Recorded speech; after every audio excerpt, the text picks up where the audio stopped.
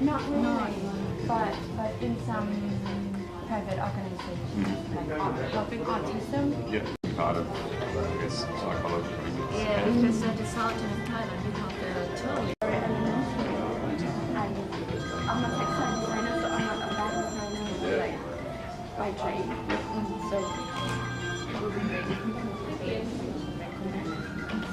Anything we can do? Yeah. So they brought everything in case, you know. Yeah, right. Very nice. So you started making these bags. What got you into making bags? What started your idea to make this for this workshop? No, for your company. We start 1980? Wow. So you've been making bags longer than us. It's a long time. Very nice. And you sell this around Thailand? Yes, we sell in Thailand. Oh, really? Wow. Congratulations. Probably a bigger company than us. Awesome. And what is your skills directly? Okay. I am graphic. Okay. For Okay. Yeah. And what about you? I just signed off board. Oh, really? Okay. But do you have any skill in bags? Just a little bit. Okay.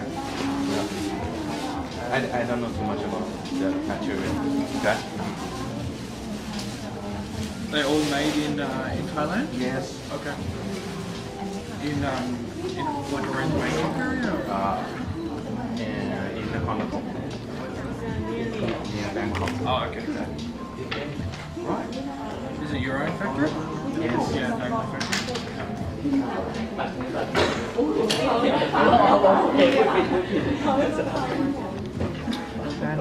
What do you hope to learn on this few days? What would you like to understand? So the new idea of Okay.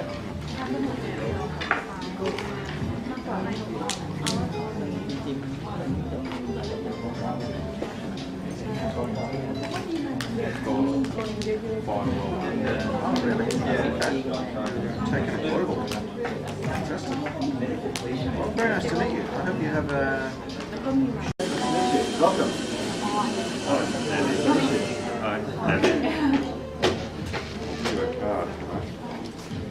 What is your, what do you do? I saw it yesterday. You make leather wallets and you make nice stuff. Oh, wow. Yeah, that's really good. Thank you. You guys make more stuff than we do.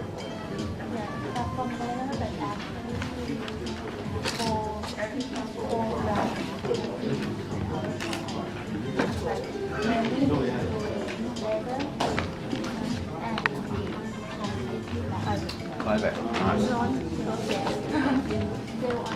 Lilac's great. All this stuff. Yeah.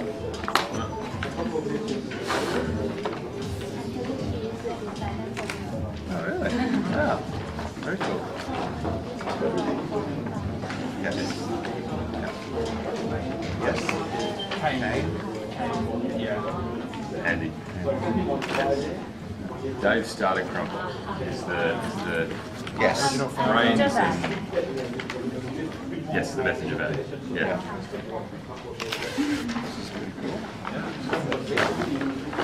Yeah. Nice. Nice and simple. Tyvek is an interesting material to work with, right? Yeah. I don't know. No, of course. I think it's a. Yeah. It's not, to be honest, it's not very common in Australia. But it's so nice. Like, I think it's such a 20.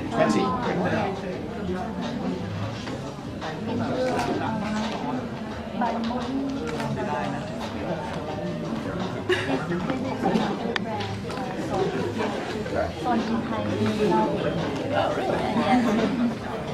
I think because I want to explore this very romantic. Yeah. Right.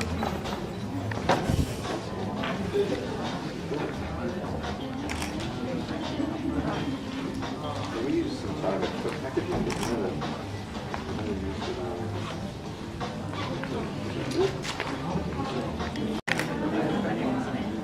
Hi, Andy. How you going?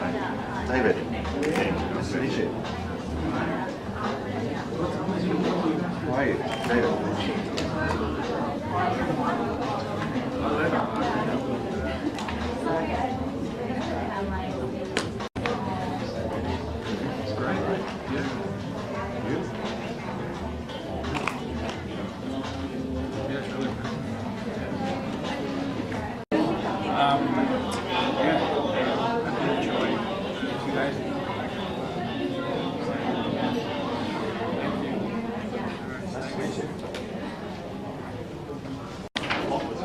Nice to meet you. How are you? Thanks for joining the workshop. All right.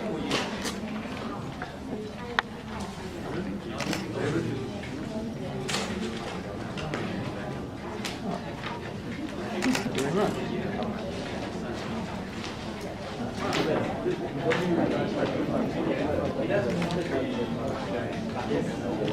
Actually, we also have like analyze because we do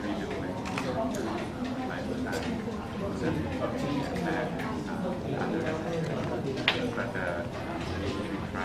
like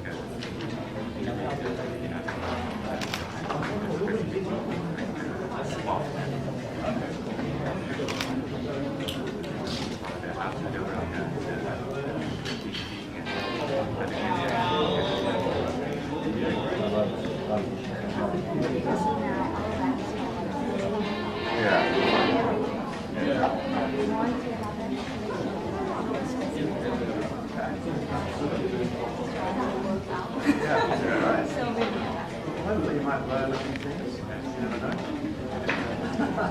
Thanks very much for coming. Yes. David.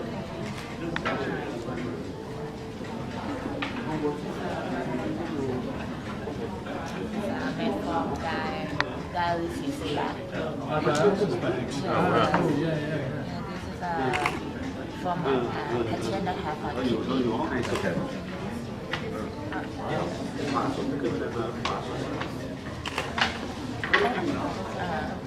What got you into this? What gave you the idea?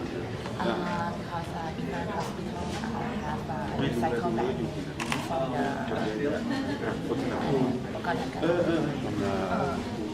hospital. In hospital have many.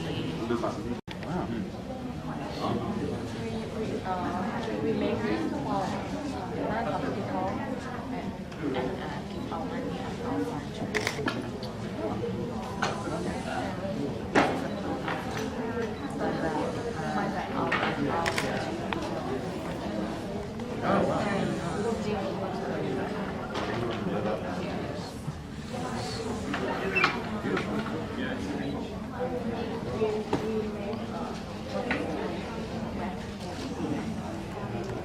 Leather. Okay, cool. Start with this now.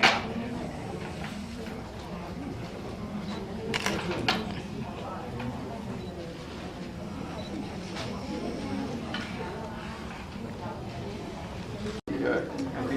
Nice to meet you. Thanks for coming. Oh, wow.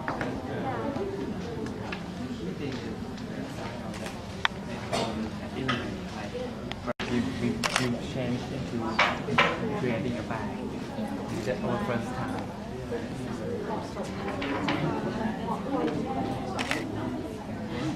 So we keeping our main concept that will have an element into our bag. Okay. So like a Bring a natural material. Yeah. Just a part of the bag. Okay. So green stuff? It's from artificial grass. Artificial grass. Yes. Okay.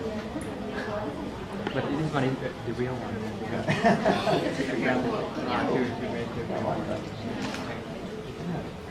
Well, thanks for joining. Hopefully it will be interesting.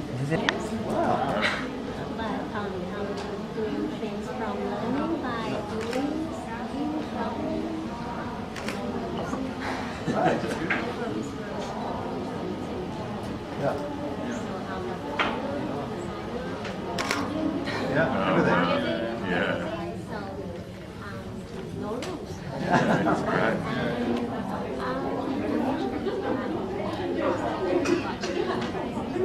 That's okay. Yeah.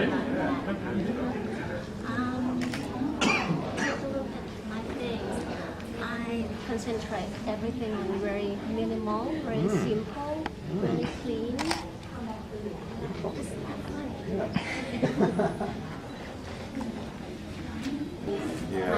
Yeah. So you make all this in Thailand, do you? Yes, I try Yeah. to make it as neat as possible and find this material that we find. Yeah.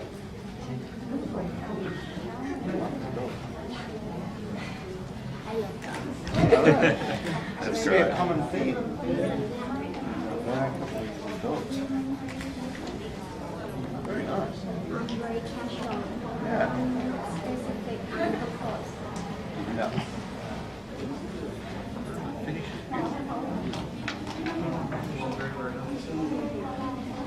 Well, we're having a pretty relaxed workshop here. I think we're not too formal. So hopefully we will learn something together. Yes. So,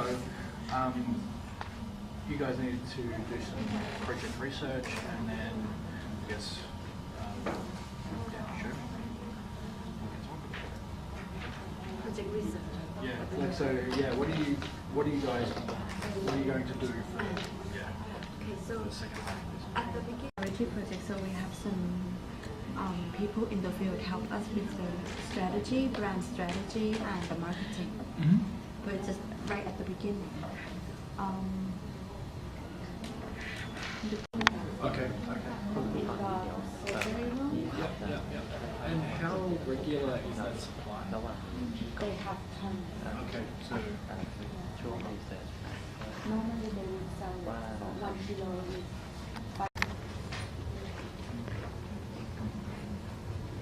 here.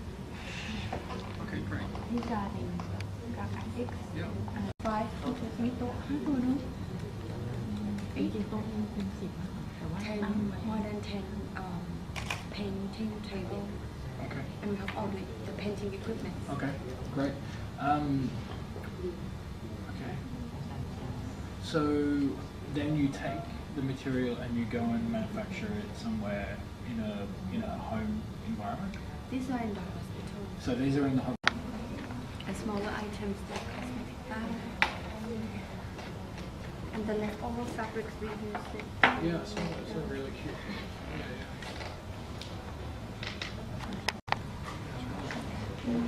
I think we lack of one simple strong style. Yeah. Because, and you also don't want to get dragged. For me, I don't think you want to get dragged into price. Do you know what I mean? Like, you don't want people to think that this is cheap or this is charity. Like, I think you want them. We have like a basic tote bag also, which. Can find a picture.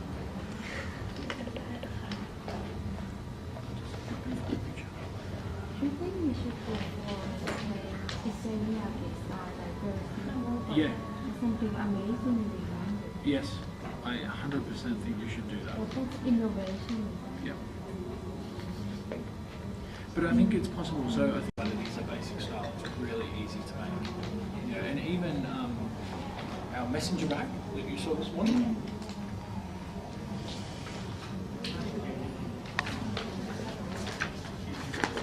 That's the pattern. So one that the three of you are carrying around. Yeah, that's the pattern. พี่มอสเนี่ยแพทเทิร์นของอันกระเป๋าเมื่อเช้าที่เขาถือกัน2 คนเนี่ยมันก็ไม่น่าแบบนี้ So you can make interesting, you know, very interesting shapes and patterns from a basic pattern. It's how something that you can, you know, it's like if you can find an interesting cord, even if you weave the cord. I don't know. There's a lot of. I think you guys are super creative. It's trying to sort of go down this path. There's something that one can have something special about it. For me, I feel like The cost of making them no. the thinking is more. Do you have a boutique network that you can sell? Right now, it's our connection site. Yep. Facebook and social media. Great. And also like our competition and research. Yeah. But that would be after our smaller, I think. But I think if you have, so some people would say what you're doing is not good. You've got to try and be the best you to your customer. But a little bit of something to everybody.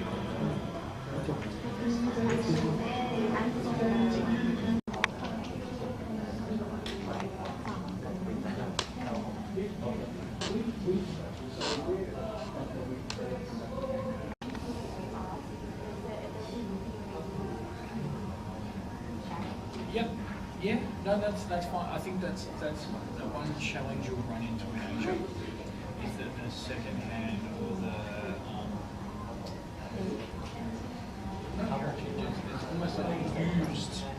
And I think that's one thing that's going to be one of your challenges when you're going to come up against is like how do I sell my message that it's about the craft and the art and the material supports that. Sell this idea of art therapy, great, to a customer that might not necessarily care about it, but you know about it. How did you with your brain? So take your time. It's okay. No problems at all.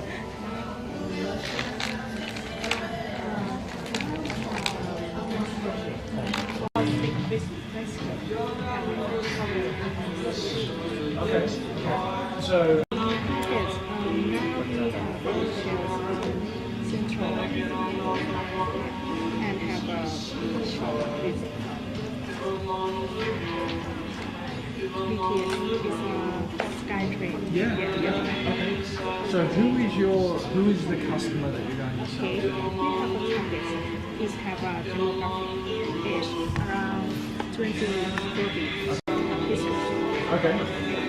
And So that might be the 40-year-old might be a little bit higher than his first job, yeah? first of all, it's 20. Yeah.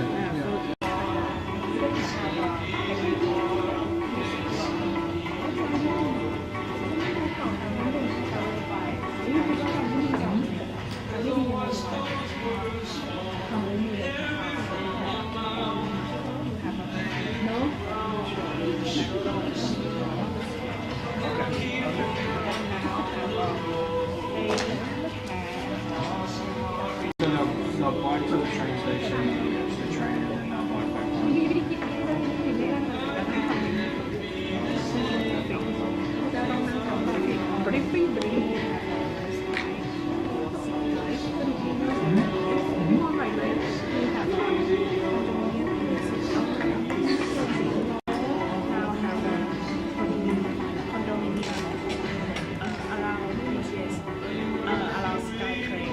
Yeah.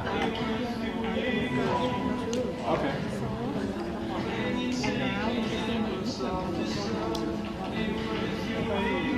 Considering what that customer is carrying, so what they are, you know, if they travel if they travel from their house to the office via bike and SkyTrain, is that different to if they travel from their house via bike directly to the office, or if they travel via car to the SkyTrain?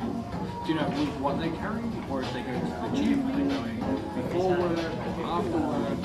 Or, because if you have all your gym gear, or lunch, or it's like, how much bigger is the bag, and does that make sense? I guess you've got to consider what people are going to take, because what I carry is very okay. It's a bike to office.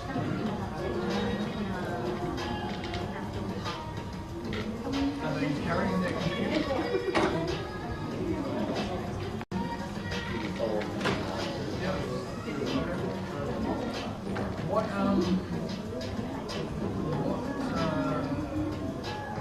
What price point? How? What tier? What price would you give? Is it a premium price or an entry level price?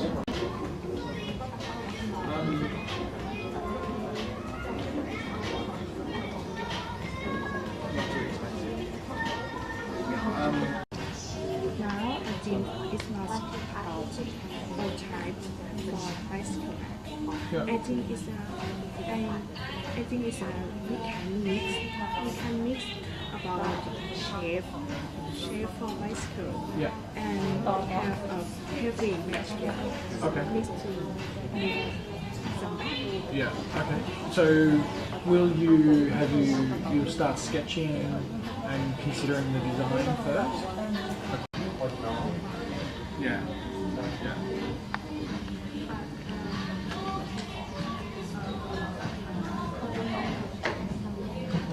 Yeah, of course. Yeah, absolutely. I mean, I think this is quite a good brief. Like, and it's quite it's an idea, and you want to try and really try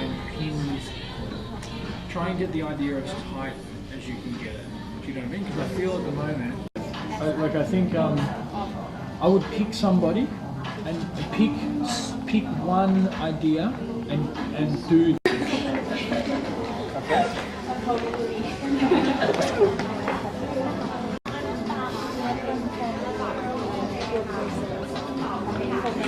Yeah.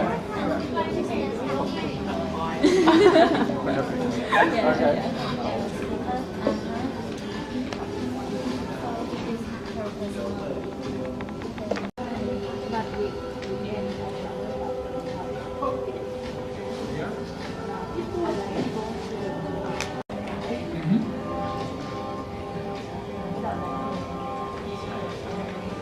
Yeah, so geometric shapes, which is cool, yeah, absolutely.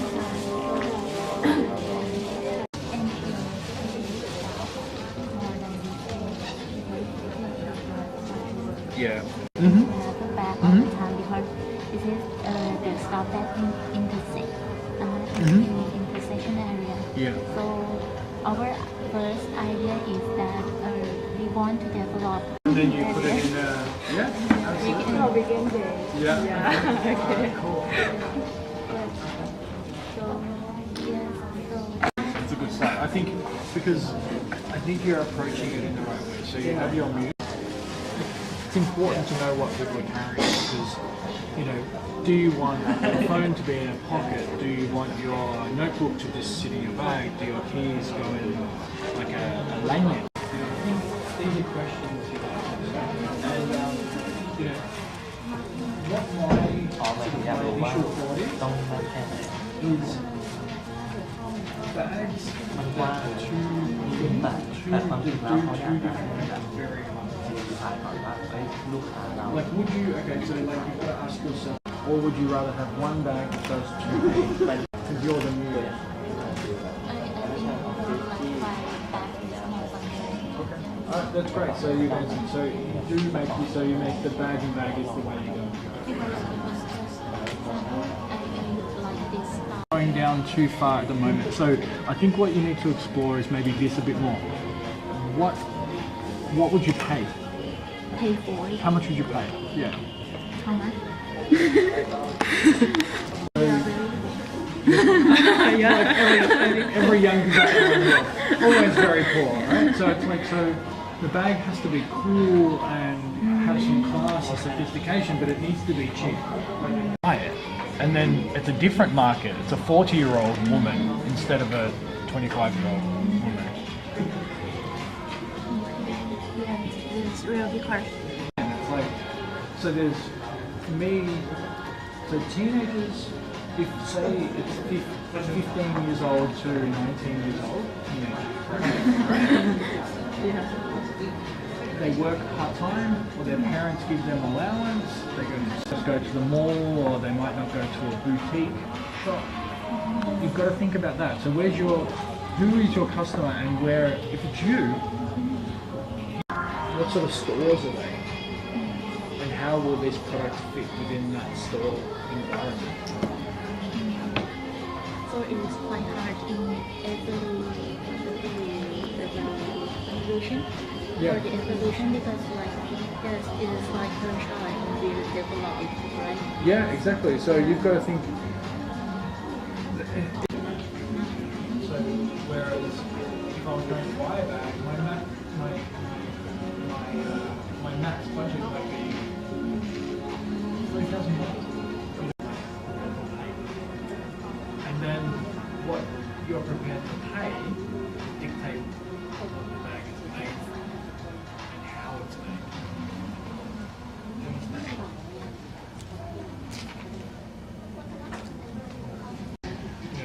How can you buy value for not inexpensive cost? Or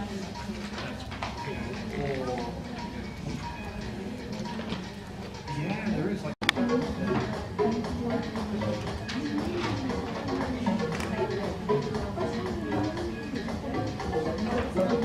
It's up to you. No, I think it's up to you. Yeah, because but leather bags in Australia are very expensive.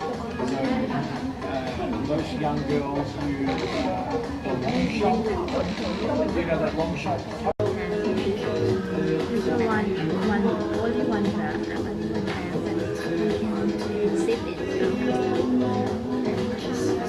Where it becomes like a small handbag or clutch. Yeah.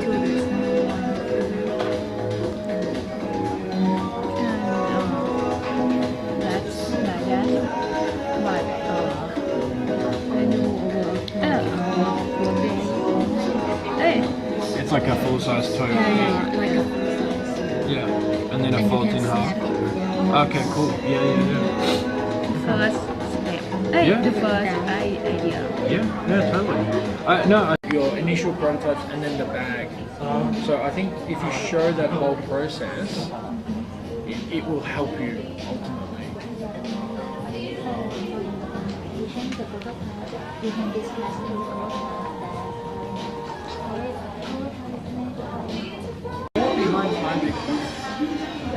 The material is so weird. Do you know what I mean? Like it's so, but it's unique. I do like it. Like you would have no problem selling this to design bands in Australia. No, like, no problems at all. But it's going to be. It's like how. It can be fun and free. You know what I mean? Put your Oh yeah, put a laptop inside. It's not padded or yeah.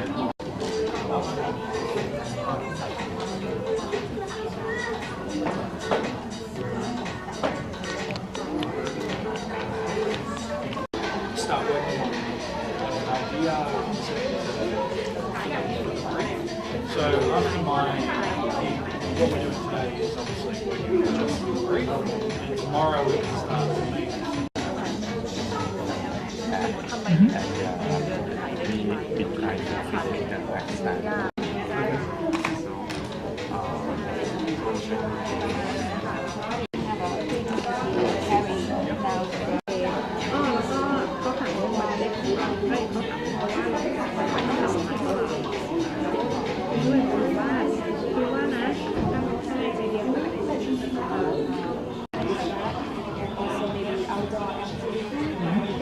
travel somewhere, or we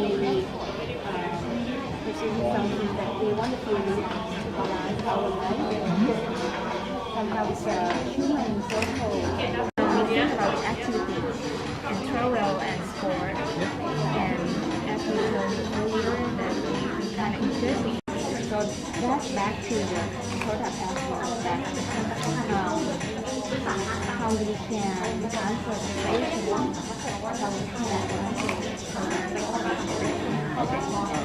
so we think in that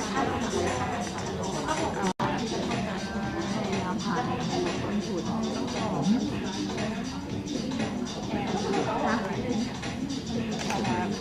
our target because our concept is for everything, right? And we know that people have a different concern about that professional sport working, but a person is concerned that healthy. Want some healthy, but you didn't need mountain bike. We want to keep lifestyle. Okay. Want to be a little bit in fashion. Totally. Also, Working full time? if we have, we can do that now. No, I don't think so. I think you're right. Okay, cool. So I think that's a good. I think you need to document that down to that detail because that is a person, right? Probably you. Right? So I think that's good. Right? So it's like there are yoga with Pilates, not so much running and weightlifting, but more softer. You know, and I think your style is very soft and European has that. So I think it's trying to maintain your brand aesthetic and fitting into that brand. So how much is she, if she's going to buy this bag, how much would she pay? And then what think about from a design aspect. So jot that down and then work that into your design guidelines. Look at the durability of the sports bag because sports bags are very durable. You know, that's the whole purpose. And then stay soft. I think that's your challenges that you kind of got to think around.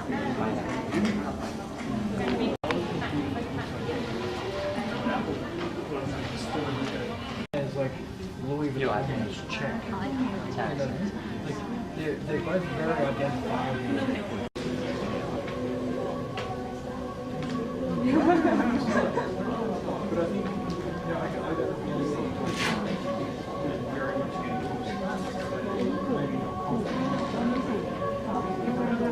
No worries. No. I'm sorry for my no tie.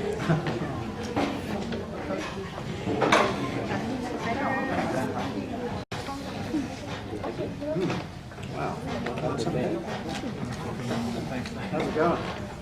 Yeah, good. I'm sick of hearing my own voice. So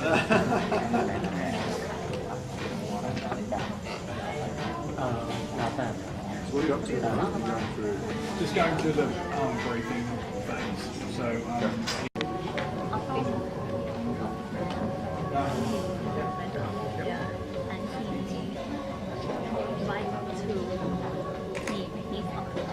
Great.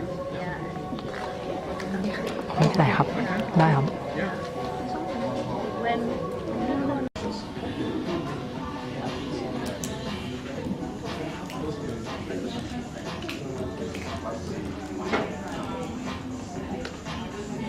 yeah. Like a tablet, iPad, something.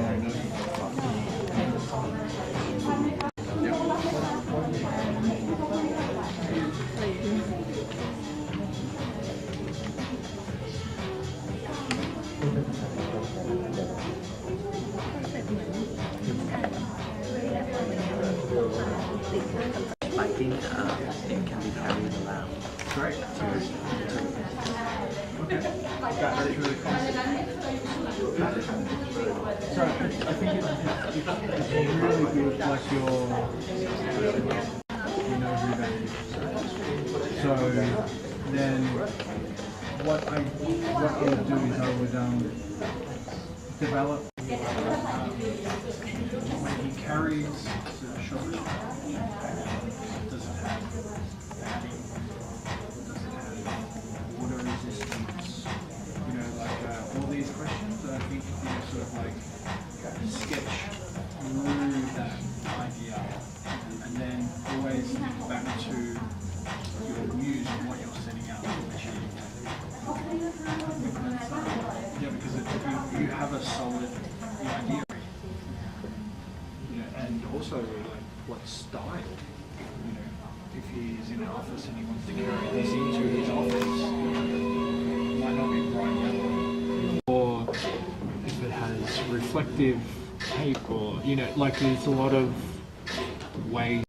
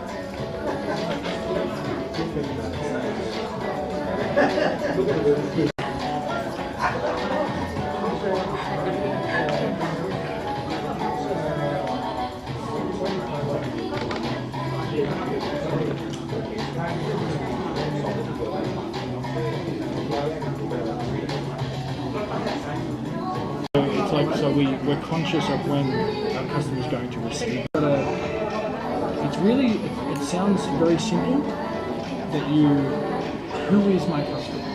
But then you've almost got to be a detective, a wallet, that you're there. That's the difficult part. Be in their retail environments. Talk to them when they're considering their purchase. That's the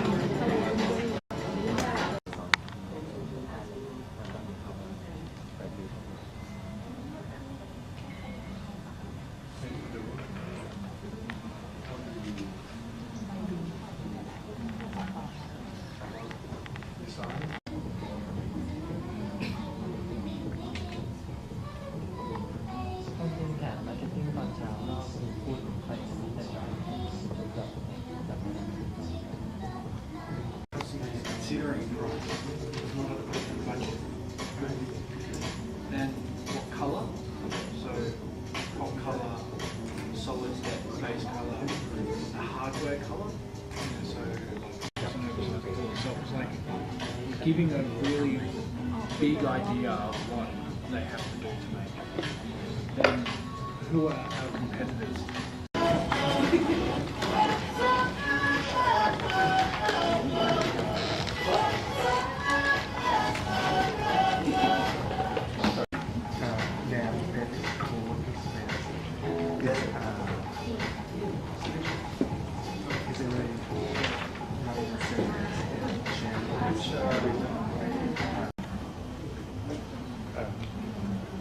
My audience is high technology and notebook or laptop, camera, smartphone in one bag, ready to move. My bag character simply smart, stylish. design guideline. It's afternoon you work in a country that ready for any challenge in transformation. Maybe it can be taught in a formal situation. Maybe it's a backpack for travel or transform to a messenger or bicycle or motorcycle.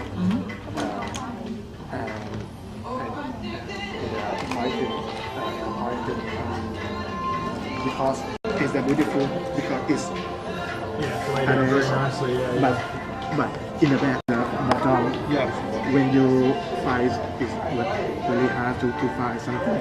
I think if every staff has a place for them, if you can pick up even easy, I think maybe it's my design guideline.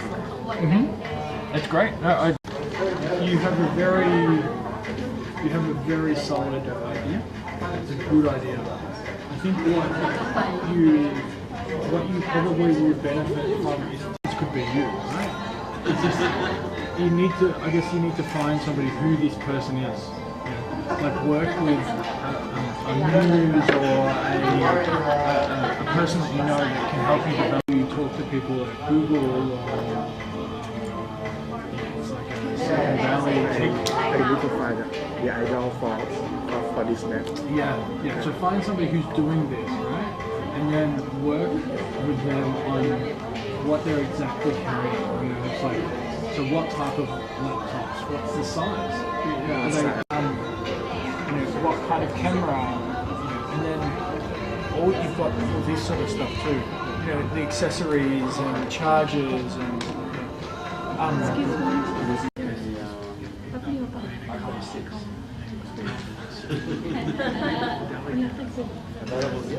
This is something that's going to be handled use.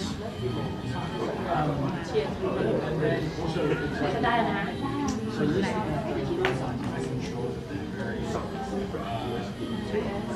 I have the iPhone 10.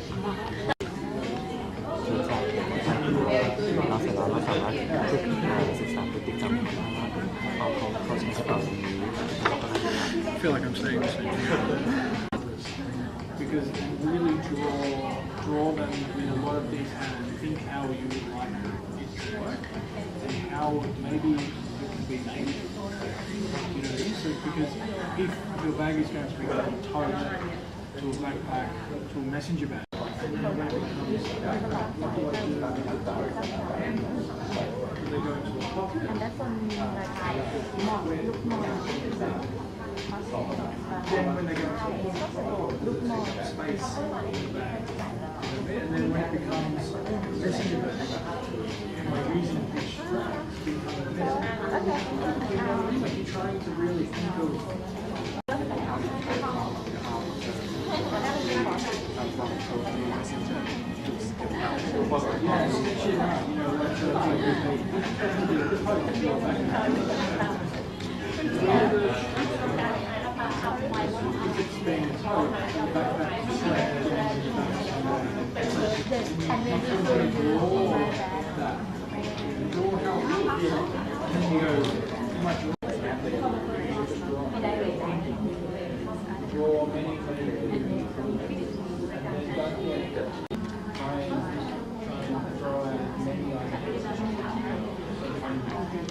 so that when you think back at this,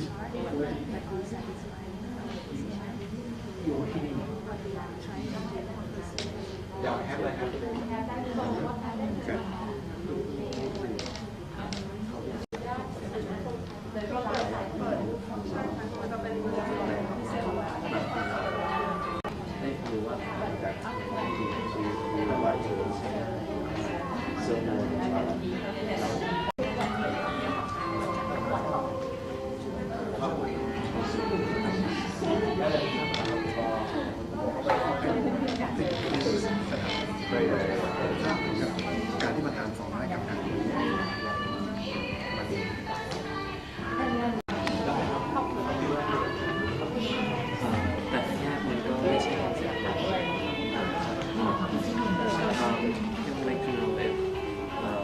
designing from the concept, for example, to transform to that type.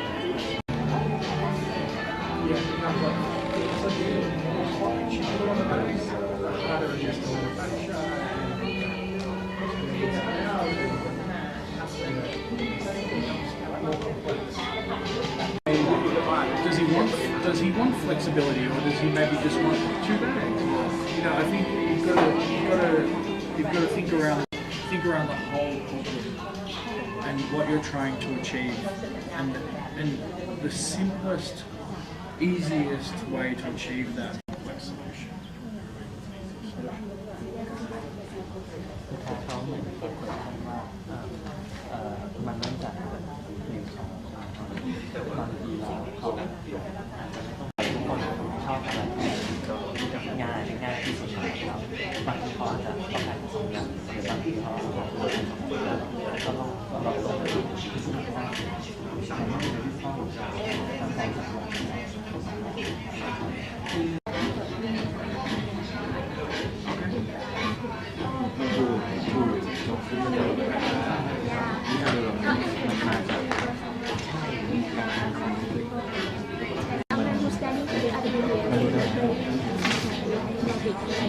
Okay, so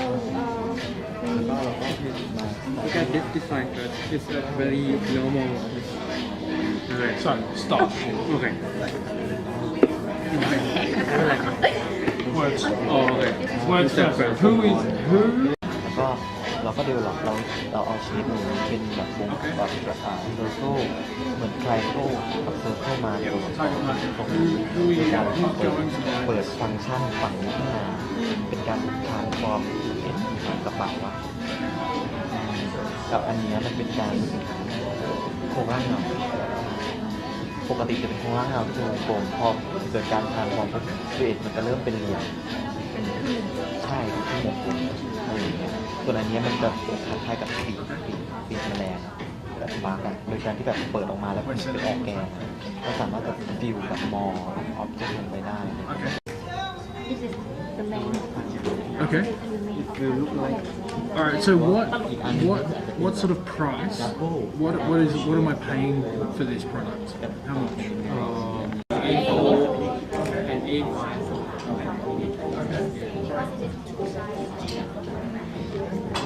Good. I think they're very solid ideas, right? It's easy to design around. One. Yeah. just maybe for design. bag, Okay. Yep. Not over. women, Okay. So Maybe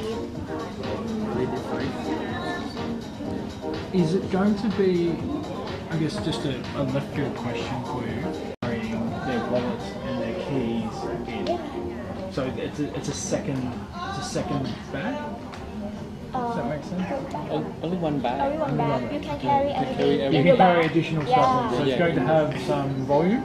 So I think that needs to be in your design principle, right? So it's you know, if I'm catching the trains to work, am I going to be caught in the rain? Is this waterproof? Yeah, so but you've got an expensive tablet in there that might get wet. You know what I mean? So you've got to think about that. And then you've got to think about you know, is it flexible enough that if the size of the equipment changes 1 centimetre or 2 centimetres will it still fit the way it needs to be? So I think there are things that you need to write into your design. Like this, and this is the special part that I show you. And this is our nature element. I told you only small. Yep. You make in the middle and the tip. And this is Which one? the skimming. That's gimmick on the back. And this is how we use it. Okay, cool. Yeah. No, I think. In the back. Yeah. And this have a magnet. This one, so it's easy to flip at any time. มันเหมือนเป็นข้อสรุปที่เรา I think what you guys should explore in this design is explore various ways of opening. Think about as well if of ways of like how does the iPad slide in from the top? Or does it come up from the bottom? Yeah. How are we going to affect such technology in our family? Also,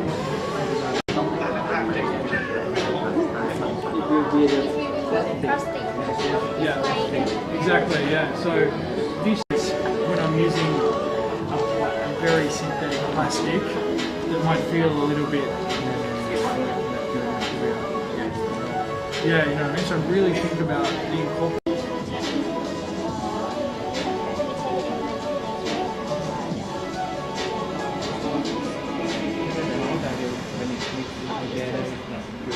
What I'm going to use is I'm actually going to source a paper-based material, right?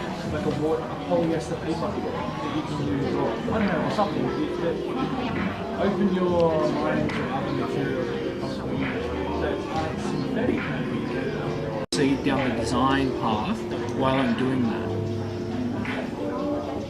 Okay.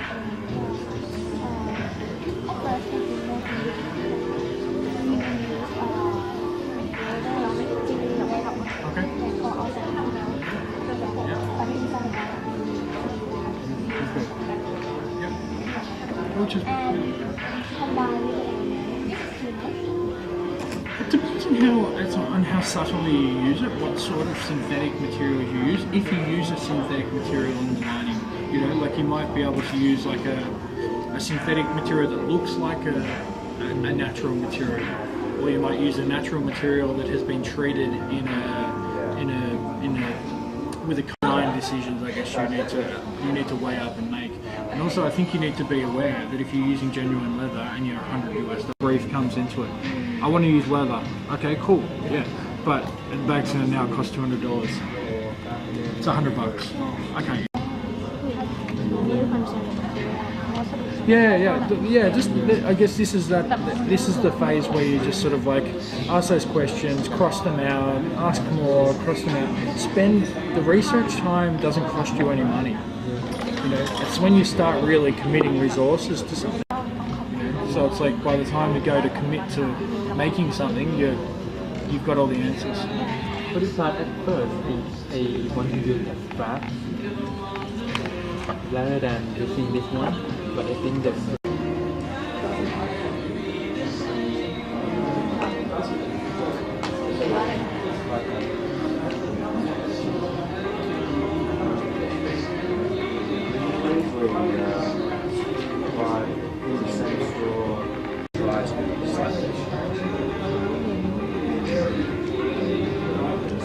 still have a reference. They've always sold.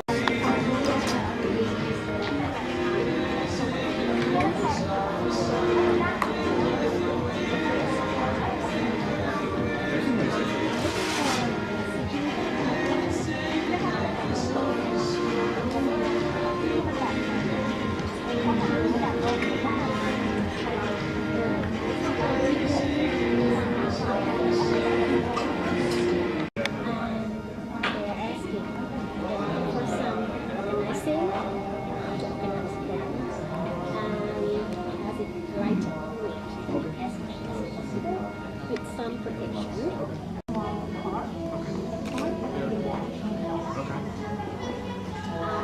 Some people, like when you travel, they have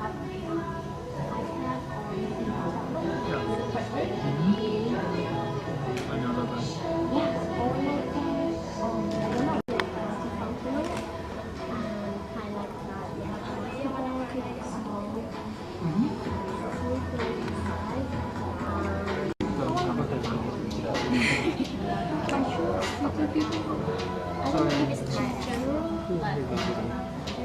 Like 30 plus?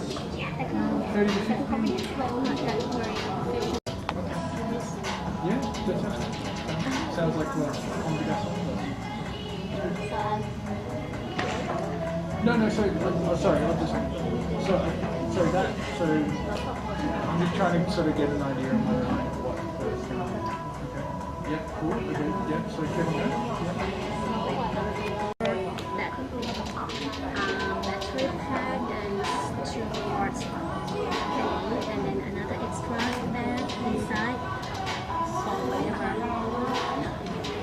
I think before you even go that far, I was thinking I didn't have the internet till my first job at 20, so I've only had the internet for like 15 years.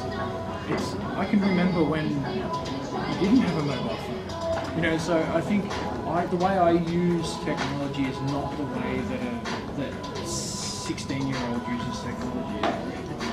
They're so your sound takers. They're looking. They've got all this stuff. They've got all this crap. It's like, what do I do with it? And I've got this beautiful handbag that I paid a lot of money for, and I don't want to replace it. Okay, so it's like, but I want something. Yeah, and I want something minimal and beautiful by the looks of it, right? Which I think is this stuff is great. So, which high finish, and it matches their lifestyle. So I think about concepts of, because at the moment there's lots of varying concepts of ways of carrying that you have, and I think with that and making it easy for this customer to transition into that world, because I think they're going from a world of like, geez, all I used to carry was my keys and my makeup, and now I've got all this stuff. And it's like, how do I simply manage that and still look stylish, professional? You know, so yeah, I think that's the challenge at the moment. Is like, how do I bundle all this up in a nice manner? You know, I think like, and then from there, I don't even think you need to tell anybody how you finish. It's stunning. So, you know, there is no concern about that. It looks like it's been made in the finest fabric factories in Japan. But yeah, so no, don't worry about that. Just, I think it's more the concept of what you're trying to set out, because I don't think this person, for me, I don't think this person knows what they want. Because I think you're trying to offer them a solution. Is that right?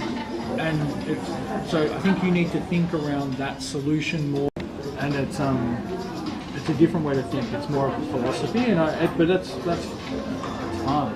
You know, I think that's really good. Yeah. Yeah. Some put other stuff in cosmetic bags, Yeah. some free bags from Everywhere, yeah. And it's not a good look. One really nice, really nice solution where everything is laid out nicely, and it's, you're not going to forget it, and it's just something you grab and go with. I think it's much nicer. Look, I personally have been exploring the same. Yeah. Like for example, this is just an example. This is the whole big bag, like 3 flat, like envelopes, Yeah. and then you unfold. Yeah. And then this is detachable. So when, like, a friend of mine, she said she travel a lot, and she has this big thing in her suitcase. Yeah. And then when she reached at the hotel, she just pick up one smallest one, lightest one. Yeah. I think get to know the technology of what's being carried, and it's like, yeah, it is. But I think it's like you've got to immerse yourself in that world of like what the technology is and what they're carrying, and then pretty scarves.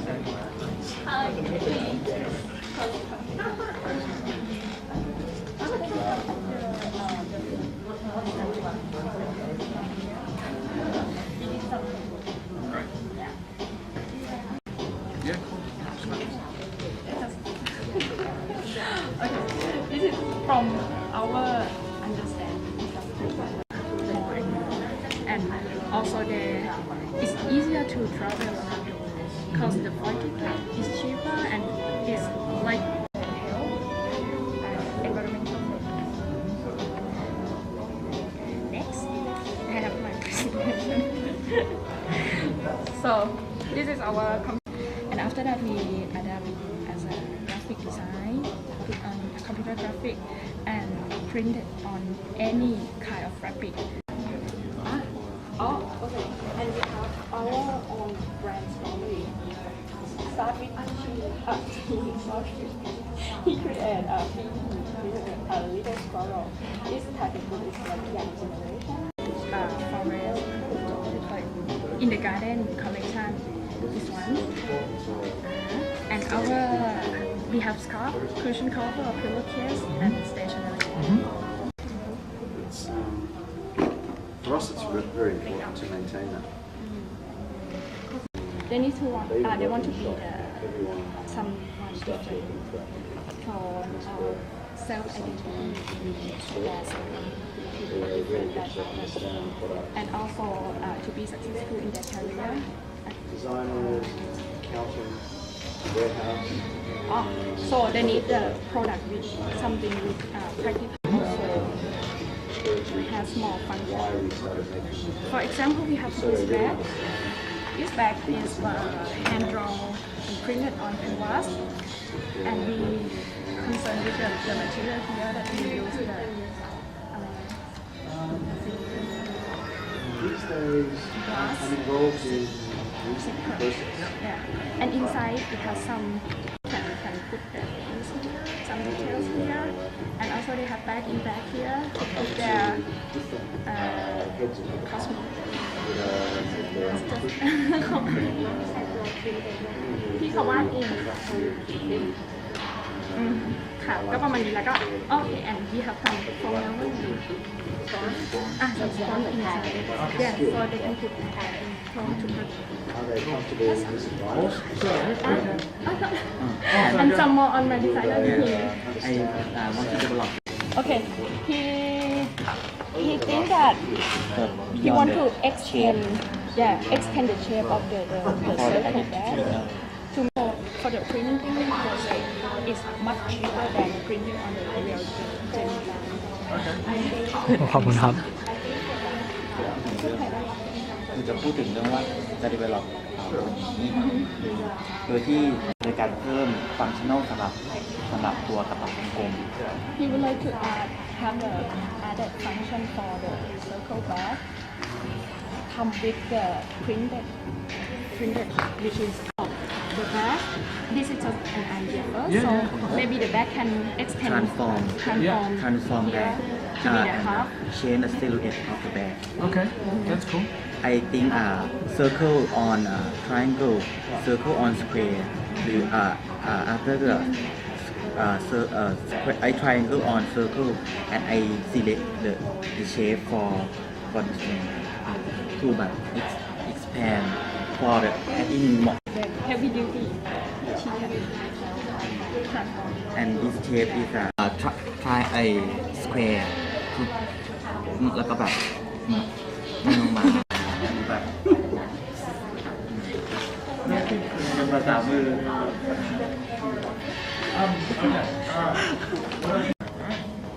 So I think what we need to do is this gives me a great idea.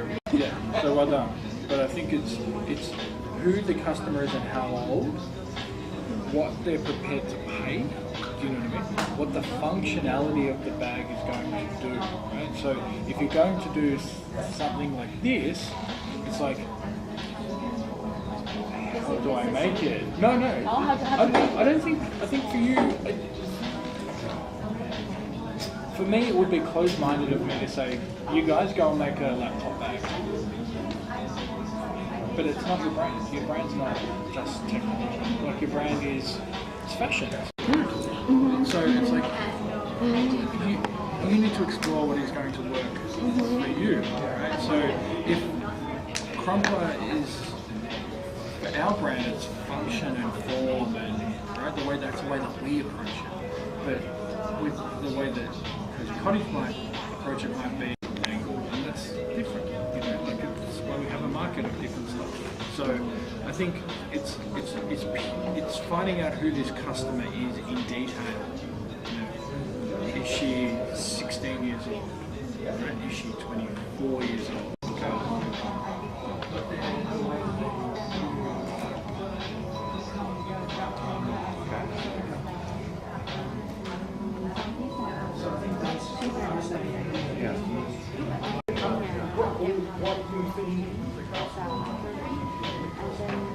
They finish the fabric and we are white in reality. make the bag. So the pattern has to be simple. It's something that's very easy to sew. So working Try that. You're finding that restricted. You should advance these skills. It seems to me is the print design, right? That's the main selling feature. And then always lean back. I need to talk a bit more about the bags. You could be doing other things with the fabric. Sell the fabric for uses. But if it's used really bags, then you need to make that more. To me, it's looking at this, it's all about the print.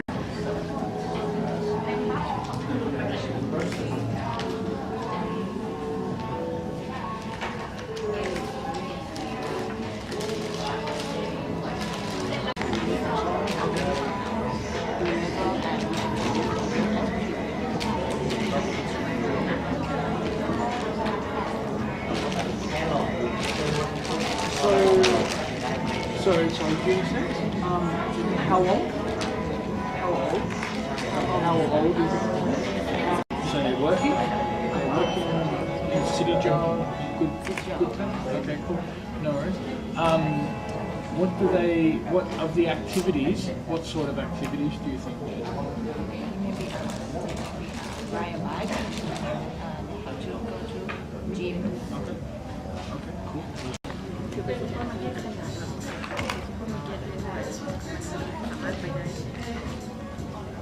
So they are looking for a mobile that for example, they have a lab that goes to Okay. acts like a free space, but then in the evening they can go to the supermarket and expand the Alright. So is it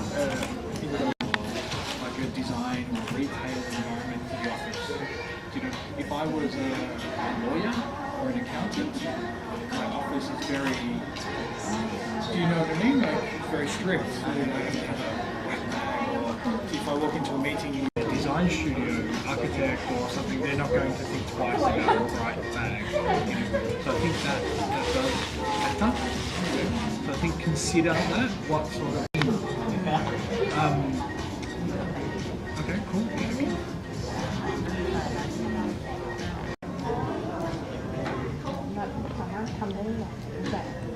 So it's transformable bag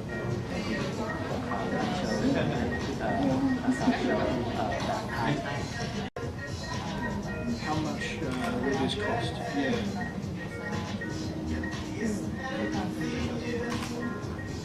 So just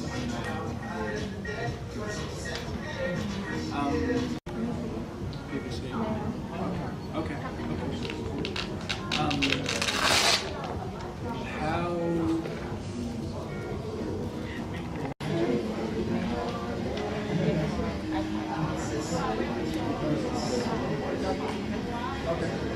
So because the more pockets and features you add, a lot more cost. You know, if you're putting in is if you have a basic tote or satchel bag, whereas if you're making laptop sleeve, you've got to make a laptop sleeve, it's harder to turn around and finish. So it can affect the price. Not a lot of laptop bags are below $100 because they're complex. So it's that's something to think about, especially with multi-function. So you might have to look at how simple you can make it, and you can really try out the shapes and the details.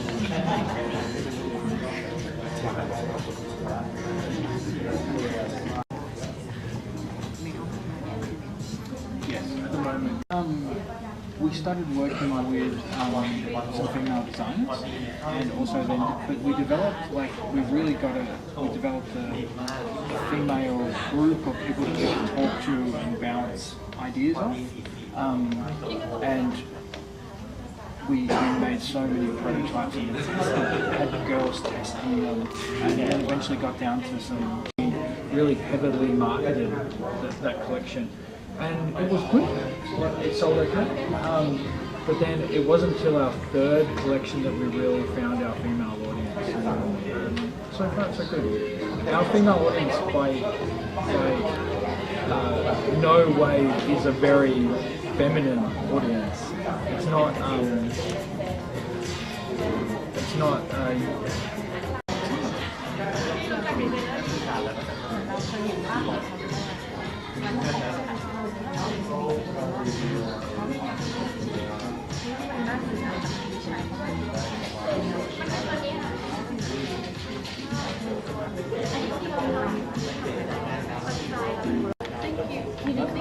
Yeah, I would buy that. มีคอนรูปพี่บ้ามีตุ๊กตายูนิคอร์นที่ฉีดขายอยู่ในวิดีโอแล้วก็บล็อกที่ว่าพี่โดนไปแล้วนะไม่เดี๋ยวมันเป็นแค่หัว I like the style. มันยูนิคมากเลยไอ้นั่นมันไอ้พวกนี้นี่ก็ But we love the durability because it lasts for 20 years. So we've gone and developed a lightweight nylon that is a very high spec yarn, but it's a very lightweight. So we She wants to make backpack okay. to have the cookies. Okay. So I make this one. I just show the function. This one you can change the strap. Like the backpack because you ride a bicycle, the backpack is so convenient. So when you arrive at office, you can make a switch and then turn to this one or take it off. Yeah, it's like document or computer design. Something like this. I work to make function and listen to customer. So I want to sometimes I listen too much. No, I think that's okay. You're confident in, so find that customer and really document who they are. So, if it's like a 30-year-old woman and she works in an office and she rides a bike, like document that down and make a list of who that is, right? And then only refer, when you're developing your design, only refer back to that. Don't listen to anything else. Don't look at the fashion design. Like refer back to when that designer agency was designing the plane for 7 years, but they had the original brief that they kept on referring back to, so that they didn't waste a lot of time going off over here. So I think it's okay to listen to your customer. I think it's the best thing. And I think that's where the beauty of the brief comes into it. It's a good, strong set of rules to work by. So it might be that what you've got to accept, that maybe you're not going to be bored in who you sell to. You might be very much. But this structure gives you the confidence to stick with it. If you don't have this structure, this idea becomes. Another thing, now my target group is working women. Women with a lot of activity in one day. So now I want to have a new target, so men. Okay. Because some of them like a dresser a bit, they interest in the technique something, and they want like a formal style. Okay. But eventually, even I draw or I make something for men, I say, oh, it's too girly, something like that. See, that's where that's interesting, right? So at the moment, I would say all your bags will mainly be focused to men, right? So who is your male customer? Is it a gay male customer, right? Because the gay market is a big market, right? So he works in a lawyer's office and he wants like a really nice fancy bag and he carries some stuff and then he's going to go out to his bar with his friends. Like that's a different guy to the guy that goes home to his family. So it's really trying to find out who that customer is. That's the first point. And that opens up a lot of income. And that, that means you might be able to use leather and metal hardware and be a little bit more flamboyant.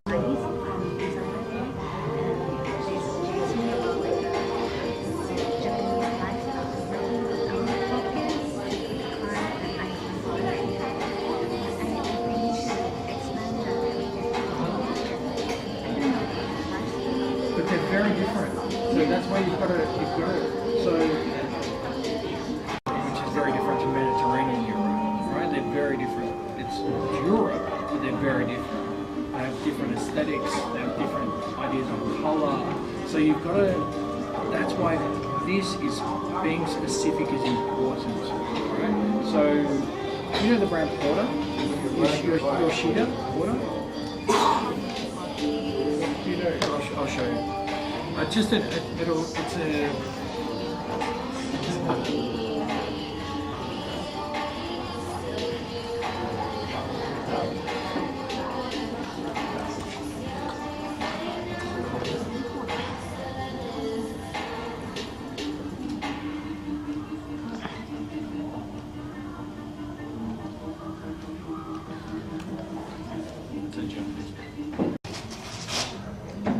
So this brand is a very popular mainstream Japanese brand. Right? This is their customer. Right? It's very specific. Right? He's a very clean cut office guy. Right? In New York or LA, but not Detroit in America. You know what I mean? Like it's very market specific. So finding out who this guy is, like this is easy to write. Look, do you know what I mean? Like it's, once you kind of get that down, it's easy to start designing bags like this. Right? All they do is design sharp looking, very well finished bags. Because that's what this guy wants. He wears Zenga suits. How do we find this name? How do you find brand name? Well, this was Stuart Crumpler, his name. Oh, right. The guy I started the company with.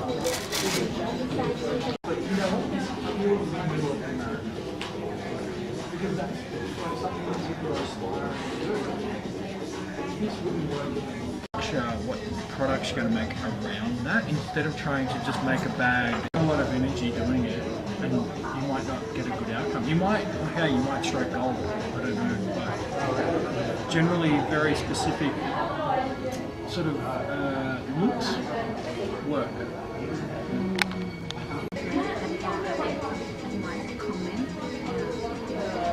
So I guess what I would do is that I would come up with a reason. If this is what you're going to stick with this, why is it? It's when first I use this for many competitions, arting, designing, is for my dad, and then I will try to develop this and a lot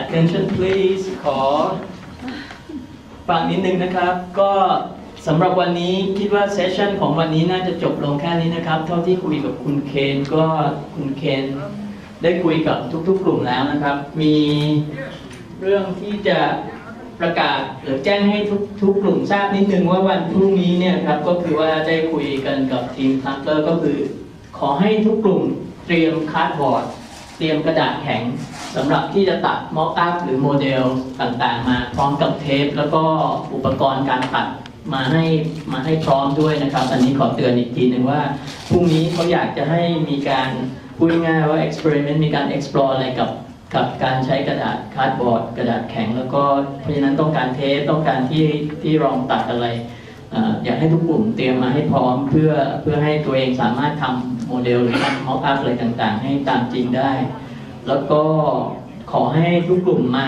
ตรงเวลาหน่อยแล้วกันนะครับเราจริงๆในโปรแกรมที่บอกไปก็คือว่าขอให้มาพร้อมกันที่นี่ 9 โมงครึ่งจริงๆเซสชั่นก็จะเริ่ม 10 โมงแต่ว่าอยากให้มาที่ 9 โมงครึ่งแล้วกันนะครับตามกำหนดการเดิมขอให้คุณเคนพูดอะไรนิดนึงสำหรับเซสชั่นวันนี้นะครับ Thank you. Thanks for your time today, guys. I really appreciated it. For your patience and listening to me talk non-stop. So I'm really looking forward tomorrow. So bring your creative hats, and tomorrow will be far more interactive, and we'll just start cutting stuff out and putting stuff together. It should be fun. So thank you. I think Dave has something to say, and then we're done. And thanks very much, everybody. I hope it's been fun. We'd like to make a small announcement that if at the end of tomorrow, we'd like to perhaps consider a special internship at our studio in Melbourne. It can only be for one person, unfortunately, but you're all welcome, of course. But we would have to make this would be a bit crazy, but. We think it could be really a good experience for both of us. If someone's interested, we can talk about that more tomorrow. But yeah, have a think about that. Maybe it will make you even more serious tomorrow. Good night. Thank you.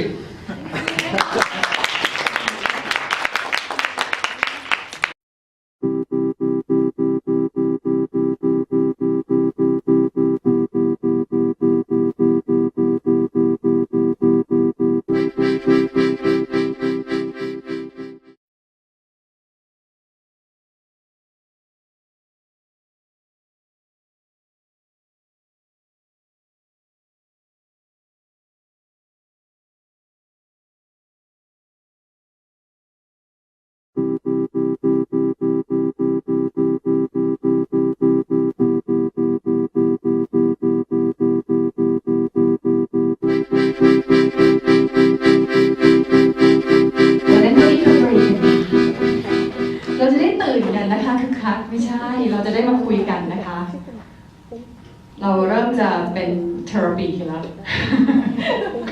เราบำบัดดีไซเนอร์กัน Thank you, everybody. Sorry for the microphone. Again.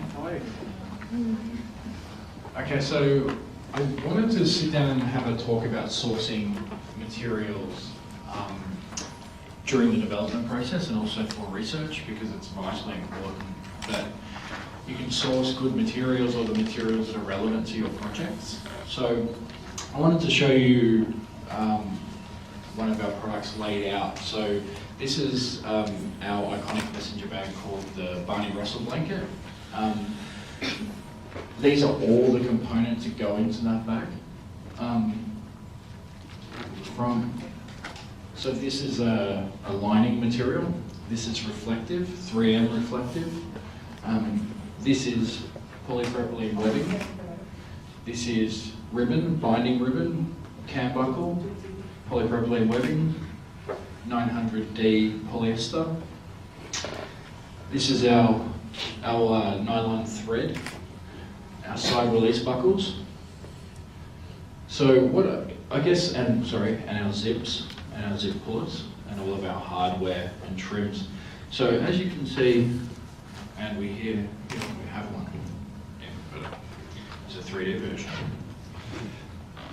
So as you can see, it's a very simple bag to make. There's not a lot of pattern pieces.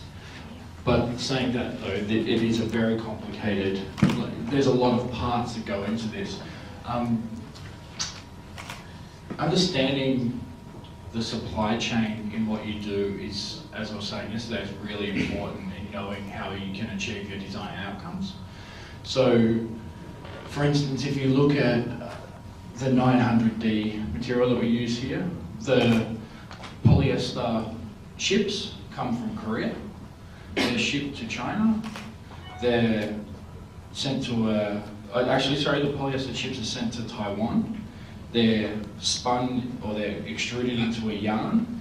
That yarn is then sent to China where it's woven, sent to another factory where it's coated with polyurethane, and then it's sent to our factory where it's cut.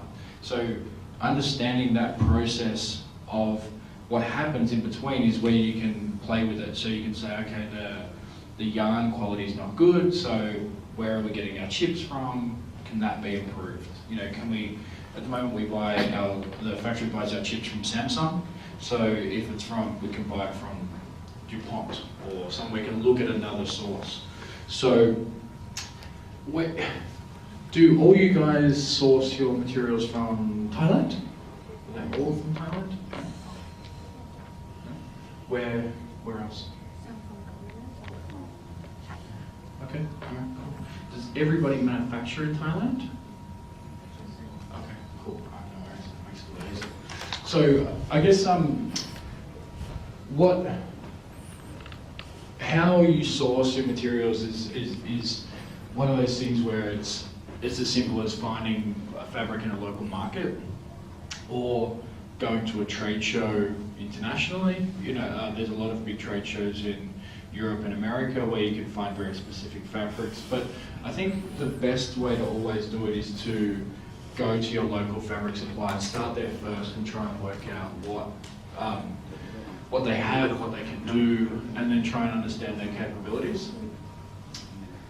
Also testing and understanding what your materials are capable of is hugely important as well. So you can have amazing body fabrics on linings and then have your thread let you down.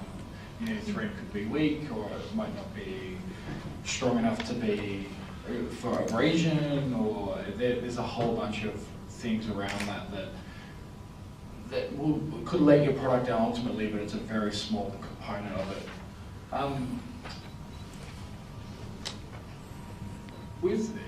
I guess the other part of what I was talking to you guys yesterday about, with materials, there's not just the external part of it, there's a coating side of the material world that is sort of a bit of a black art, I guess you could say.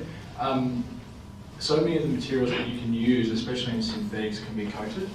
So they can have PVC or thermoplastic rubber or polyurethane, or they can be laminated to each other, so you could have two polyesters that could laminate to each other, two nylons. So also working through that and understanding what the capabilities of the material is to, once again, just reference back to your design is hugely important.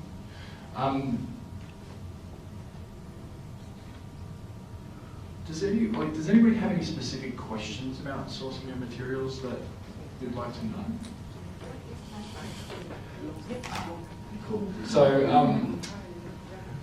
polyesters and nylons are the weight.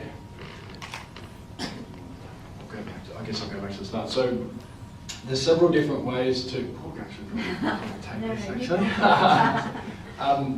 There's several different. So certain fabrics you measure the quality by weight. So t-shirts, if you can have 160 GSM weight t-shirt up to a 230 weight GSM. Nylons and polyesters are weighed via a denier structure. So it's one yarn for 9,000 meters of silk thread. So it's actually an old silk measurement. So it's just the weight of it. So it's I think it's 900 grams. 900 grams per yarn. So it's quite a thick. When we say that though, there's ways that the factories can do this. So they can have, to make up a 900 denier yarn, they can wrap 150 denier yarns around each other, twist them.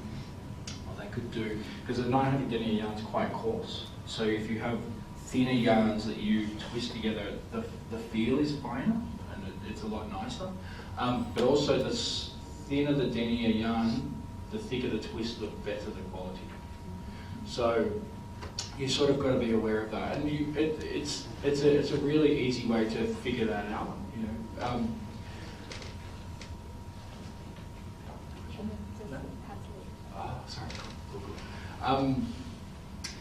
With knit fabrics, they're generally via the weight of them. So it's in grams. Then we have obviously like warp and weft. So you can have a 900D warp and a 600D weft, and you can really play around. It's infinite the amount of options that you have with wovens. Yeah, and then obviously when you go into knits, and you can have like, oh god, dobbies. Like there's a whole bunch of pointels. Like there's a lot of different qualities of fabrics. It's phenomenal. So, but I recommend anybody who's interested in learning more about fabrics, just go to your local fabric supplier and just sit in their showroom. You'll see they'll have 40,000 fabrics there, and you just sit there all day and touch them. And you know, it's a real. It's one of the things I really like about my job or design is that you get to play and really get the tactile nature of the material, so you can touch it and you can get an idea of kind of what you're looking for in terms of the hand feel, because a lot of the design sensibility can be trained through that. You know, so even down to webbings. So we use quite a thick, like 2mm thick webbing, which is extremely strong and overbuilt. That you could hang 6,000 kilos of this webbing. Is incredible. But if we use something thinner, our customer feels like it's perceived as cheap, even though it would be very suitable for the task. So yeah, but I'll say because that's the bag that we're talking about. Does anybody else have any questions? From your experience, I was like,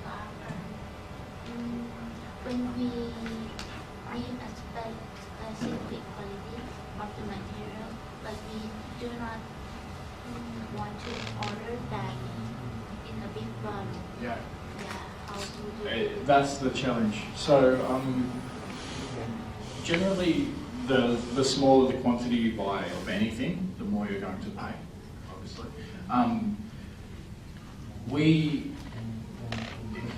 I'm always of the feeling that you buy the quantity that you need and you negotiate with your supplier to pay a surcharge or something.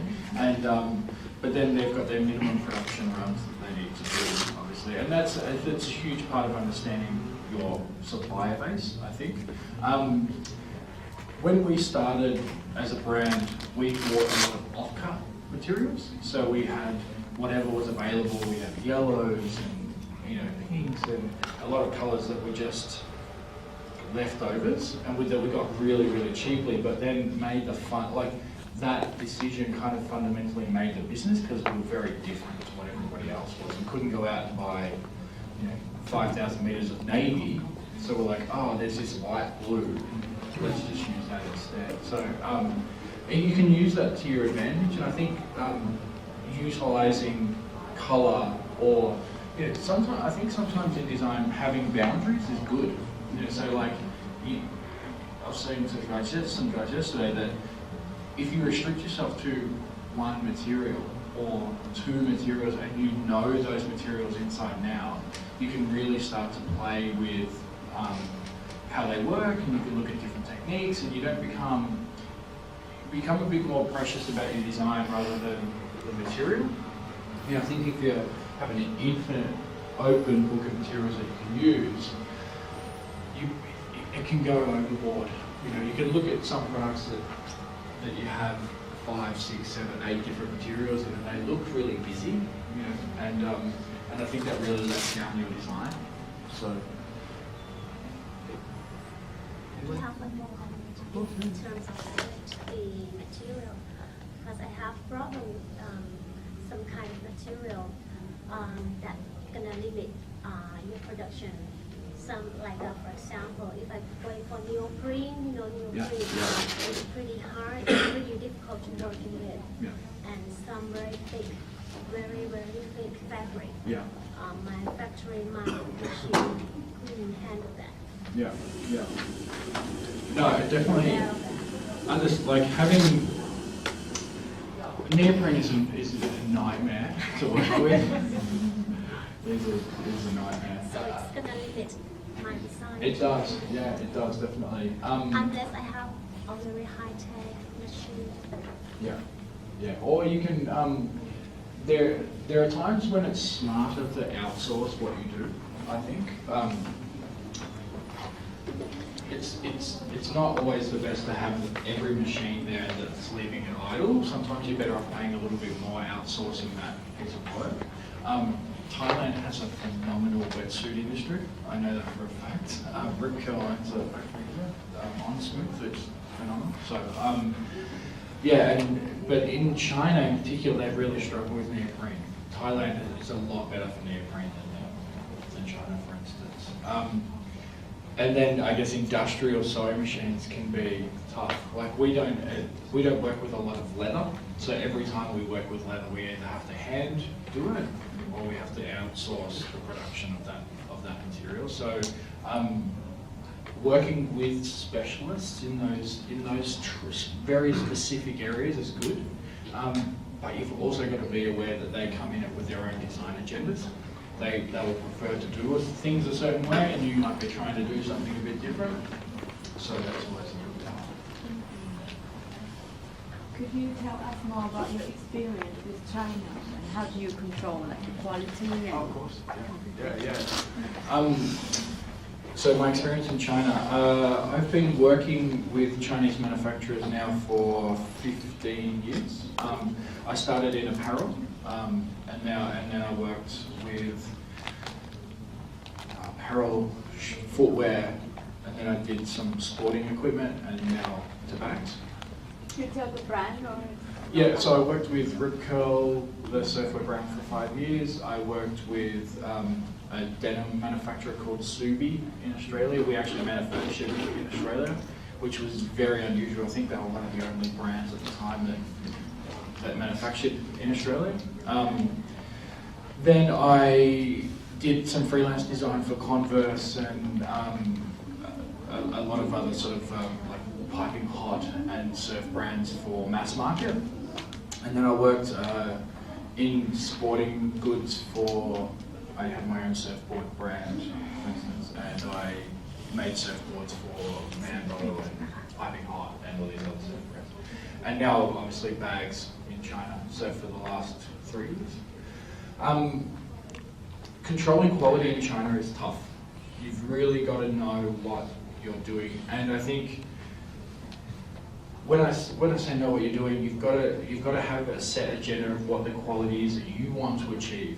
So at Crumpler, we have our quality standards are 100 times the acceptable standard of ASTM, which is the US standard. So I test everything in our bags. I test the breakage. So I don't test it to 100,000 jerk tests, blah, blah. I just test it until it breaks. And it might be 500,000 jerk tests or something. So it's because I want to know the limits of our bag. We don't expect that our bag's going to be used for 2 years or 3 years. We expect they're going to be used for 20 years. So I need to know how long they're going to really last. Like all of our side release buckles, I test the breakage. But I'm a big proponent of using testing services, so ITS, like Intertech testing service or SGS. It's expensive, but if you're going to place an order for a big quantity, and you've got to make sure that what you're buying is what you're buying, especially with fabric, because it's very easy for the factory to sell you 900 by 900D polyester with 2 times PU and deliver you 900 by 600 with 1 times PU, and you can't tell, So if you don't know what the final weight is going to be, if you don't know what the final tear strength is going to be, so you've got to go into it with an understanding of what your outcomes are going to be. All the factories that you should ever deal with should have an in-house testing facility or a limited in-house testing facility. They should be able to test tensile strength of the fabrics. they should be able to. They should have a light box where they look at the fabric that they get delivered. So they're looking for imperfections. So they're not going to then cut the fabric and sew it into a bag, and you've got fabric with a flaw in it. They should have, if you're doing anything waterproof, they should have what's called a hydrostatic machine. So a small circle of fabric is placed on in between a bracket, and some water pressure is pumped from underneath, and when the water comes through, it gives you a pressure reading. It's a hydrostatic tester. And then I think all the fabric should have what's called a Martindale tester, which is for the durability of the surface of the face of the fabric. So it's just a rub test, and it will show you how if the fabric pills. Does everybody know what that is? It's a surface ball. So you might have seen it on knit garments. That's called pilling. It's on knit fabric. It's very difficult. Also, I guess a lot of people here, have different understandings of fabric. So, for example, teachers at university, but there's various kinds of yarns also. So, with natural fibers, they're what's called a staple yarn. So it's like if you ever have seen under a microscope the cotton fiber. It's very small, and it's like a wool fiber, and that's what's spun into it. That's what gives you a yarn. All the synthetic, or most of the synthetic fibers that we use are extruded. What's it called? Yeah, but what's the yarn called? Filament fiber. Yeah, so it's a constant fiber, so monofilament fiber. So it's just a constant fiber where it's just one thread continually to a point where it's cut. So it's very different from a natural fiber thread that's spun. So it's inherently stronger, but it gives you a very flat finish. You know what's beautiful about like a really nice cotton t-shirt is that very soft, warm feeling. You don't get that traditionally in synthetic fibers. There are ways that it can be achieved with synthetic. They can chip the yarn and make a staple fiber out of synthetic fibers, but you have peeling issues, and you're losing a lot of strength as well. So it goes back to your understanding of what you're setting out to achieve with the material that you're trying to use. Another thing to understand if you're going to do prints and if you're going to do water-resistant materials, natural fibers are easy to print on because you can use water-based prints. They go into the surface and they don't wear. If you use a plastic print on the outside, it will wear. With synthetic materials, you can print very beautifully with a plastisol print on the top, but it's very difficult to get an in the fiber print. You have to do it through dye sublimation. If you're doing it through dye sublimation, you've got to be aware if the fabric has a coating on it already, you can't do it. You have to dye sublimate it first. Your jacket is dye sublimated, like that's dye sublimation, and then you coat the material. So you've got to be aware if you're buying it from a market and it's already coated, you can't dye sublimate it. You've got to be aware of the processes that it goes through first.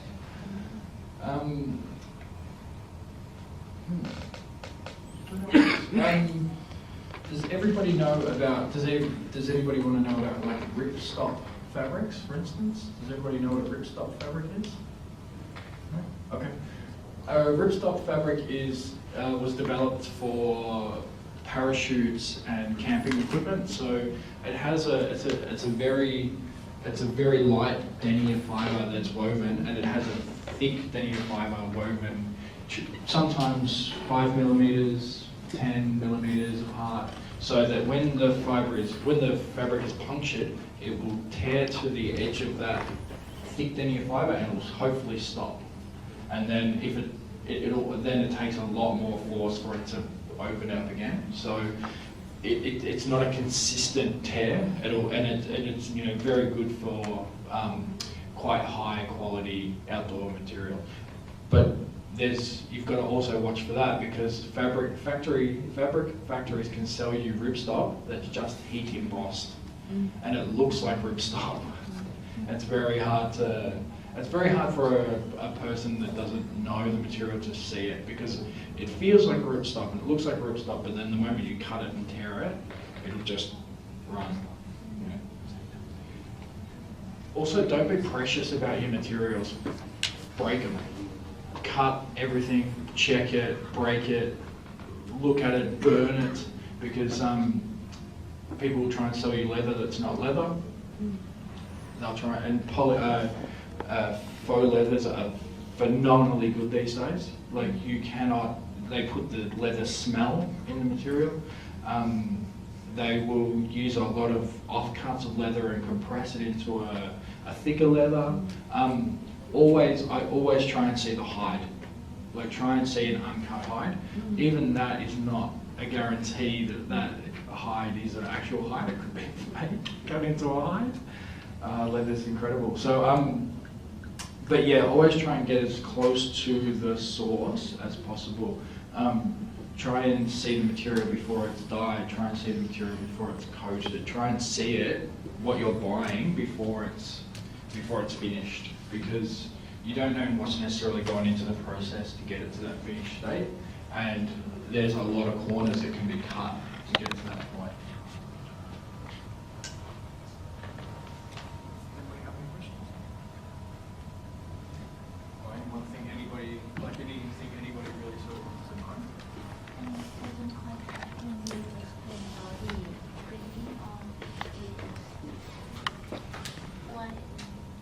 You have to done it before the material coated or Can I help?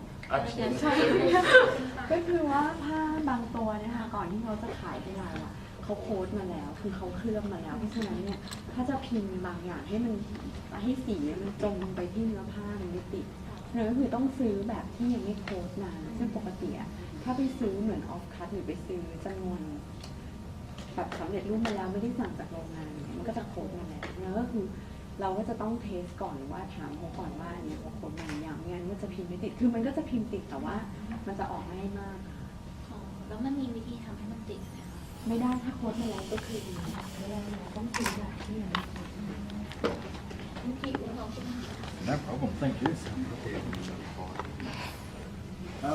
Yeah, is anything you got? Everybody, like a lot of people I saw yesterday use natural fibers. I've got a question for you guys, actually. Where I'm not, like, I don't know a lot about natural fibers in Thailand, for instance. I don't know where they come from. Is cotton grown in Thailand? Does the cotton come from Thailand? Do we know? Okay. I did overheard like many imported from China Okay. Yeah. or maybe from India, and then have moved in Thailand. Okay. It's to import it in yarn stage Okay. Okay. then dye or weave here. Okay. Okay. Cool. All right. Same as silk. Same as silk? Yeah. There's some law that is there any silk business here? Yeah, even silk because we cannot produce enough silk yarn for the industry, so Oh, we wow. also have to import from China. Oh, wow. Even Okay. some of the biggest off record here, biggest silk production company here. Okay. I would say this is what I heard from the market. Yeah. Because I do have my another brand that I sell kind of souvenir. So I know some Thai silk, Thai silk wholesaler. She has a shop in Chatuchak, and she sold that to Jim Thompson. Wait, who's she? Oh, you don't know Jim No, Thompson? no, sorry. Yeah, big Thai silk industry. Oh, okay. Very well known. They have 100 branch Oh, wow. all over the world. Oh, wow. Okay. And they're very pricey. Yeah. I think maybe because of the limitation due to nowadays workers, whatever, the factory kind of reduce, shrink Yeah. the silk industry. They're right now working more on cotton canvas. Yeah. Yeah. I bought some silk product from the same wholesaler. Yeah, I mean, It's changed. yeah, and I think that's one thing. We buy some cotton canvas that's made in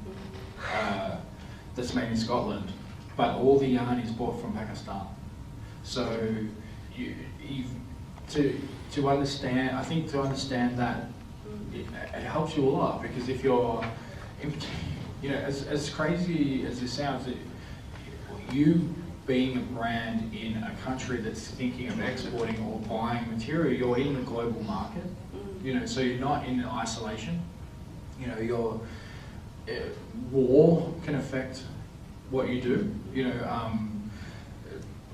Cotton, for instance, is a very water-intensive crop.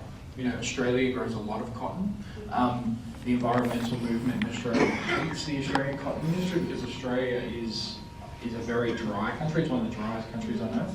And we have one cotton producer at a station called Cubby Station that uses almost as much water as what an entire city will use. And then there's a lot of pesticides that are used in cotton. There's a lot of waste and a lot of destruction. So understanding where the cotton you're buying comes from, understanding what's used in it, especially if you're going down an environmental angle, I think it's important to understand that. I guess if they say it's organic, check that it's organic and certified that it's organic. If it's if you're selling to vegans, are they using pesticides? There's all these angles that you've got to sort of think about, and you don't want to get yourself trapped. We use all the synthetic fibres are all petroleum based, or mostly petroleum based. So the prices can fluctuate with the cost of oil. So that's another thing to consider. It's kind of interesting when you see, the PVC price might go up, so then your coating price increases. There's a secondary market that's emerging with with corn. So DuPont have some materials that they're trying to develop out of like a corn oil, a corn synthetic. It's not very durable yet. So there's a lot of different materials that people are working on and thinking about, but there are a lot of limitations to what they do. I think the old style fabrics that have been around for hundreds of years, there's a reason for that. They're good. The fact that everybody comes back to cotton canvas, I think, is one thing. The fact that we don't move away from 900D or 1000D nylon, because it can't be beaten. It's durable. It's cheap. It's very easy to work with. It can be coated. People know it as well, which is important. You can do a lot of different. You can use a lot of different materials, and the market might not be ready for it. That's another thing that to consider with your design. ใครต้องการความช่วยเหลืออะไรตรงไหนไหมคะเข้าใจทั้งหมดในเรื่องของ material ที่เขาพยายามพูดถึงได้หมดนะเดี๋ยวถ้ามีอะไรนอกรอบก็ได้ค่ะ I guess I haven't hit on production yet. I know some guys run factories or work with brands that own factories. Does anybody have any questions about, or is there anything that you would like to ask me about factories, or what to look for, or how to produce, or?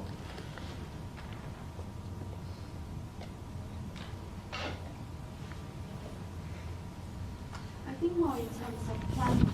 Because I asked you before yesterday about the wide variety of your product. Okay. And then how do you... Like range planning? Yeah, range. And then how do you plan for each production? And Okay. Yeah, that's complicated. It changes a lot, actually. I'll speak from Crumpler's point of view because I think that's the easiest way for me to describe it. So Crumpler is a global brand, sells in many markets around the world. So all those markets have very specific times where the sales periods are important. Australia, for instance, is Christmas. If you don't have stock in your stores ready to sell by November, you're going to miss a significant sales period. So you need to plan we need to plan what we do around buying and production during that to make sure that we have stock unpacked in stores by the 1st of November. So we work back from that date. So 1st of November, back a month for shipping, back 4 months for production, and then and I place the order. And I have to make sure that all my development is done before that so that it's ready to go. And when I say ready to go, price is finalised, colours are finalised, trims are finalised, everything is done. So as you can see, it's like 1 month, 4 months, that's 5 months. We've got to work 5 months in advance, and we've got to put sales figures down for that time. We've got to estimate what we think we're going to sell during that period for that. But also we're working with China, and then one of their largest sales periods is Chinese New Year, which could be end of January, it could be at the start of February, so this date fluctuates. Singapore has mid-year sales in June, so we've got, the US has very specific wholesale sales periods, so understanding your market is where the first place to go. So I don't know, what's the big selling period in Thailand, for instance? The big retail period, is there, right? Mostly in at the end of the year, like October or November. Okay, cool. So it's similar to Australian Christmas, I guess you could say. Boxing Day, okay, cool. So, so we plan around that. And if there also are, in Australia we have Father's Day, Mother's Day, all these other sort of key sales periods where you won't get the huge sales increases, but you'll get minor bumps. And I think, and planning around that. So what we do is we have a calendar with all key dates in it, and then we overlay our production schedule on that to make sure that it lines up. You can't please everybody in that schedule because it's not possible every time. You've got to be aware that you're exposing yourself to stock. So every time you buy, you've got to sell hopefully everything you want. And you don't want to have any left over after the end of that sales period, obviously. So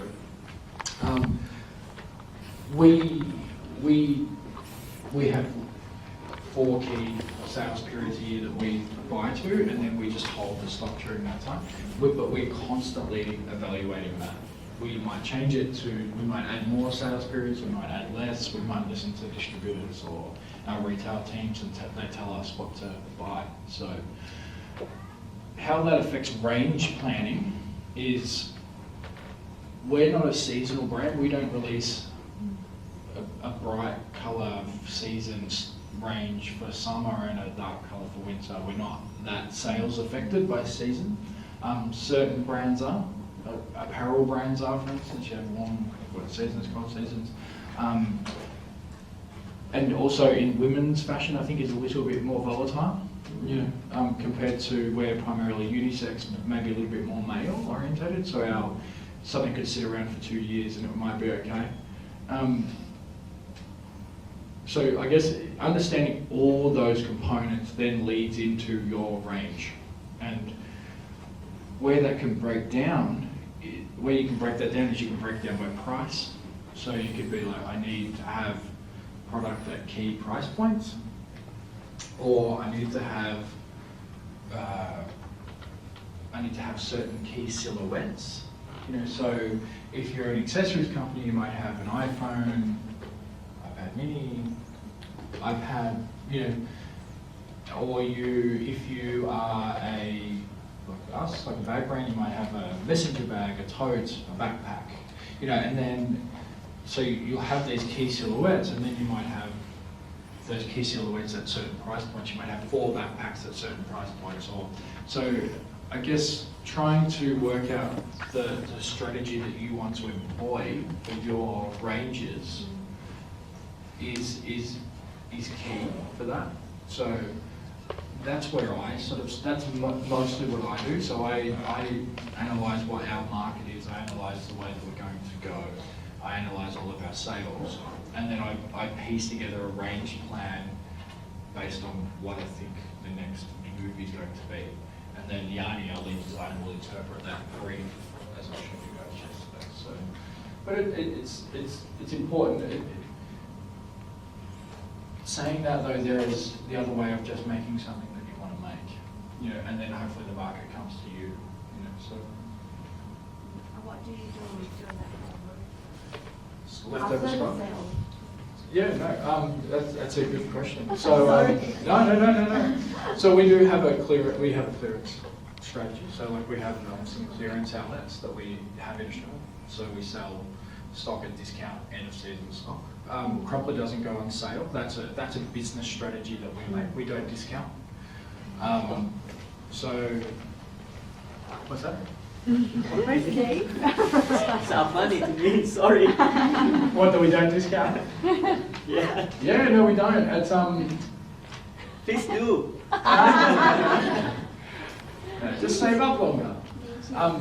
Yeah, no. Yeah, and there are for me, I think there are certain. For me, when I'm talking about all-around design yesterday to you guys, to me, I feel like this is part of design. You know, this is something that if you look at, say, Izumiyaki or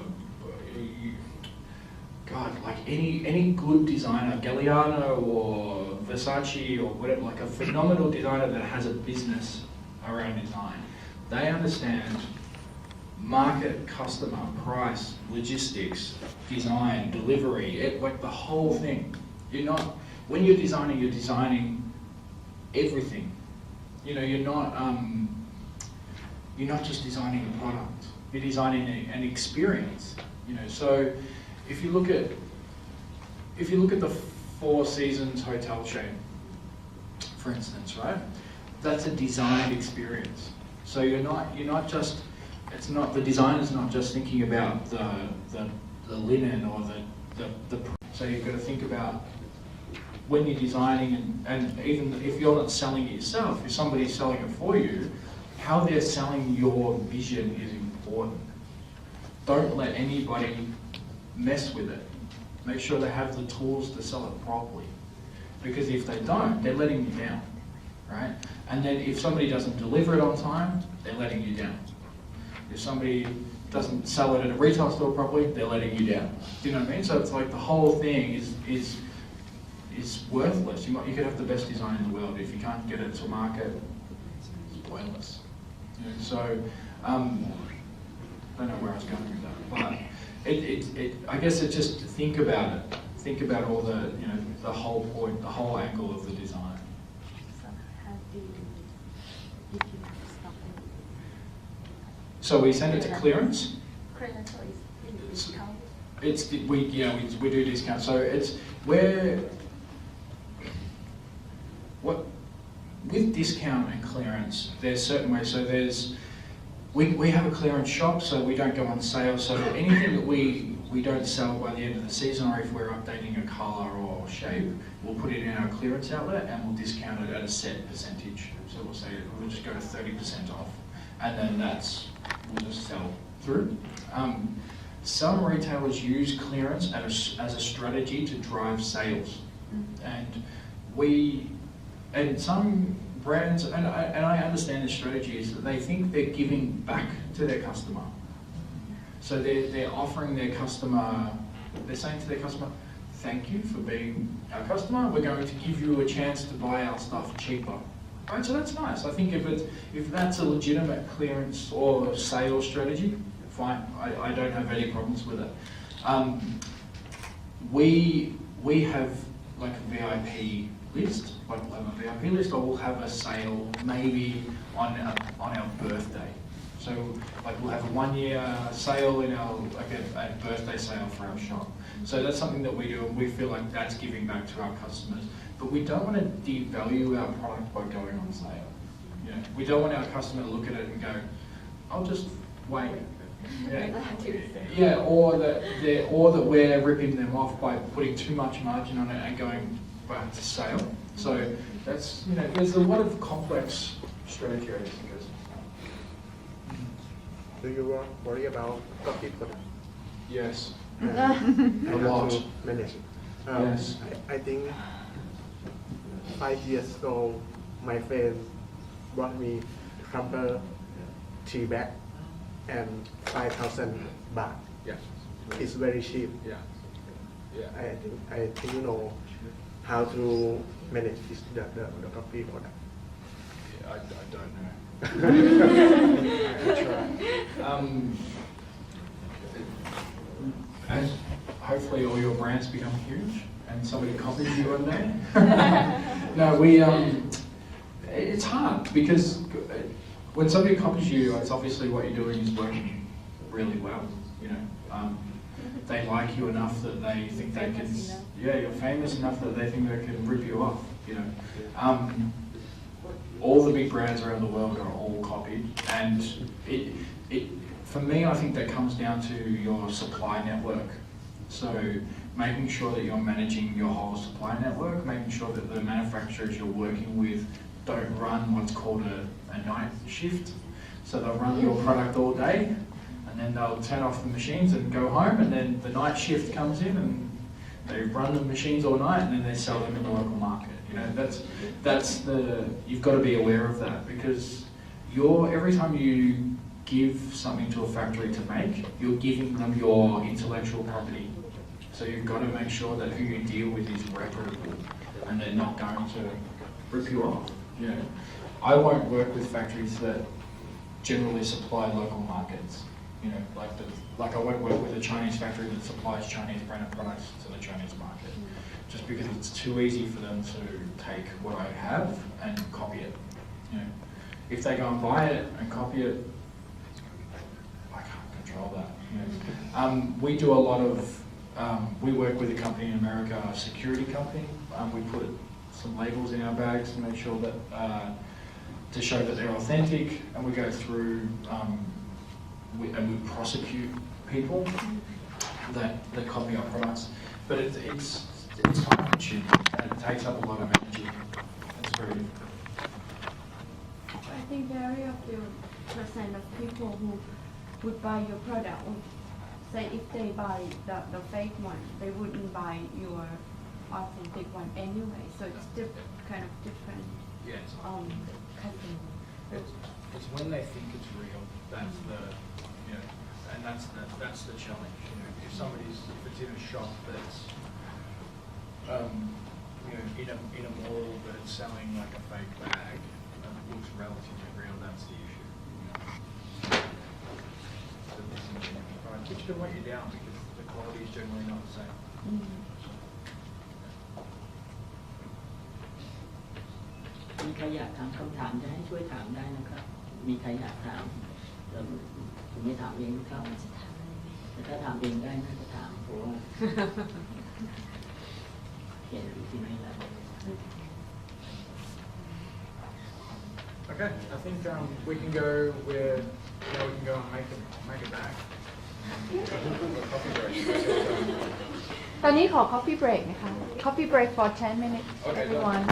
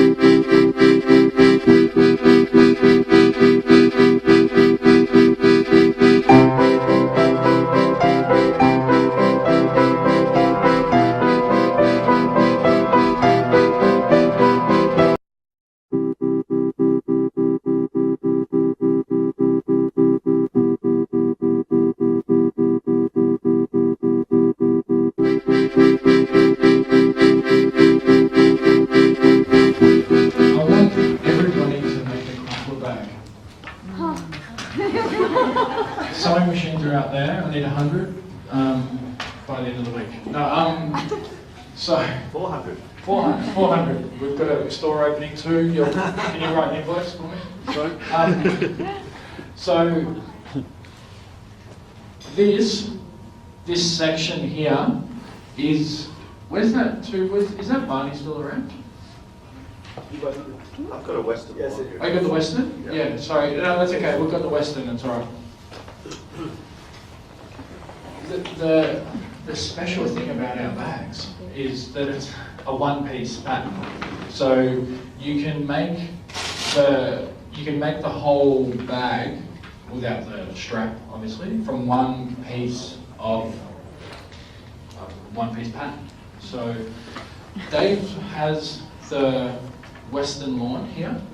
What I'll do is I'll put it on the middle table so everybody can access it. We have a qualified pattern maker here.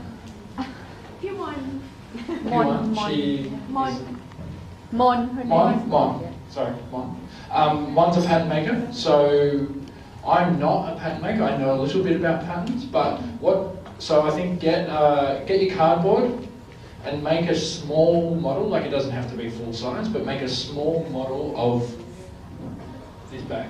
So focus on, you can scale it on this if you want, because that's the pattern piece. You can just copy that. You don't have to line it. You don't have to put pockets, but just make a little messenger bag out of cardboard. You have an hour, and I'll judge everybody. 1 ชั่วโมงค่ะเริ่ม One team one bag or one person one bag One team one bag One team, one bag. Okay one team one bag One team, one bag, everybody. No, whatever you want. No size, just whatever size you want.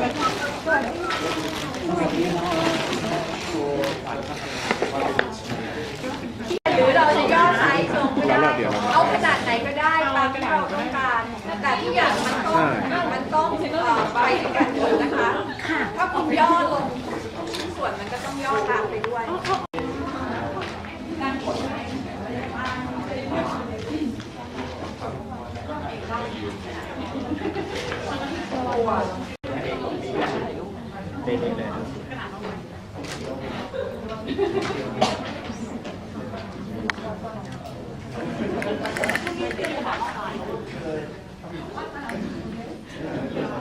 วัด1 คนแล้วรอบมีปากกาไหมเขียนลงหมึกดำเขียนติด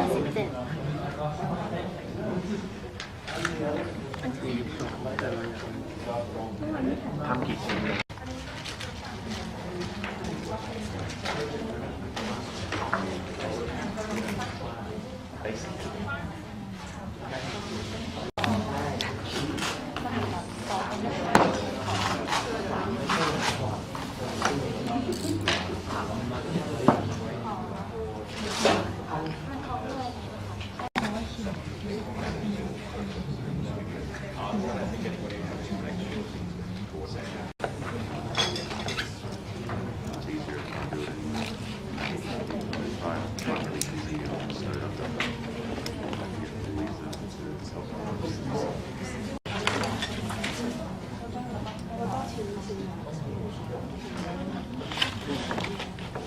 So I guess what we're learning is how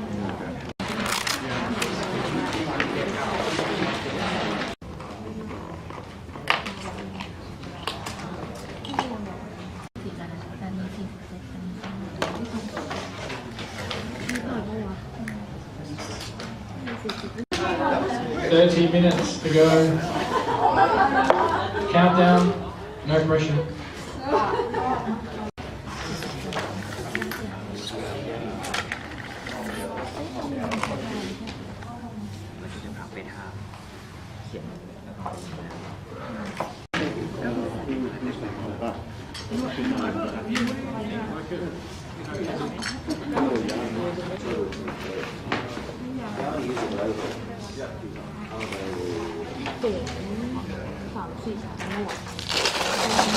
Yeah.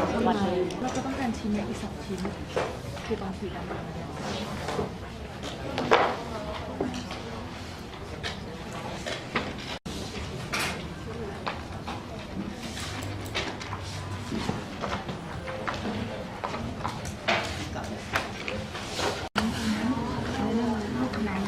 ได้เอาทำแฟลตเลยทำเรียบไปเลย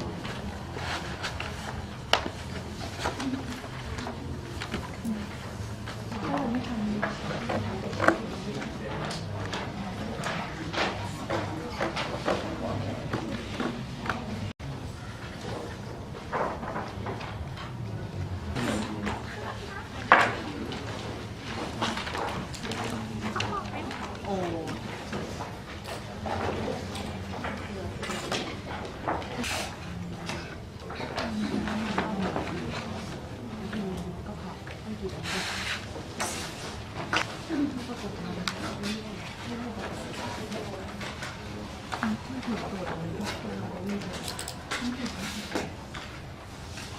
Everybody, 15 minutes.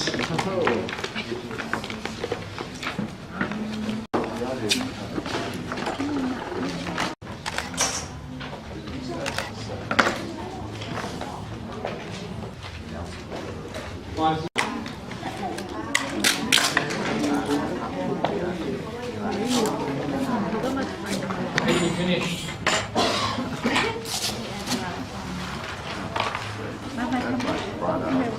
If you're finished, can you bring your bag to the front? Yeah come on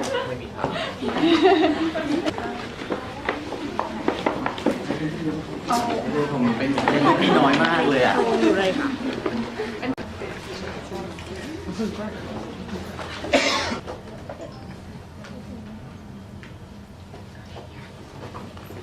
Excellent work. Fantastic. Look at these. It's amazing. Thank you. Well done.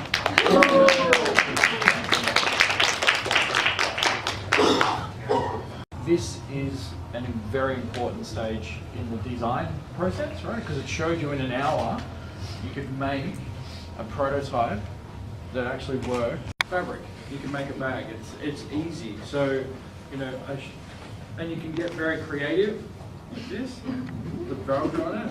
You can make a complete set. I think it's great. The quality is amazing. So, well done. What do you guys think? Like, how did you find the process? Was it easy or difficult? Do you do this when you design? I think. Was it worth doing? Yes. Okay. I normally use fabric itself. Yeah. So using paper, which is stronger and harder, it creates, it gives me more imagination over the shape of it. Yeah. Like the clutch bag that I want to make a tear shape, like a teardrop shape. Which is possible, but if I use the same method using fabric, I wouldn't have imagined that it could make a teardrop shaped clutch bag. It's very difficult, yeah, exactly. So I think also it shows you the simplicity of the design. You don't need to be complicated. You know, you can try and get as minimal amounts of parts as you can. You know, like when you look at something like this, what's it, 2 pieces of cardboard, and you've got something that you can photograph in Photoshop now.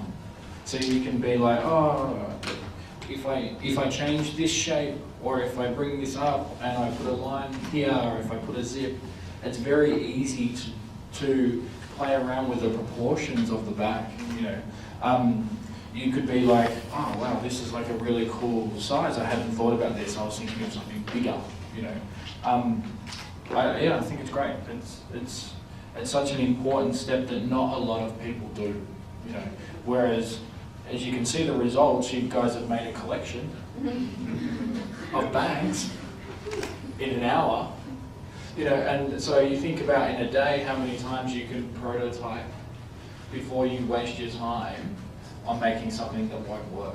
So you can make all your mistakes here, and you know, like you could talk to your muse and you could say, oh, what do you think of this? Does this look like a shape that you would use? And they'd be like, oh yeah, cool. If this had a pocket here, Or if this had a zip on the back, I could put an iPad in. That would be better, and it's something that you can really utilize.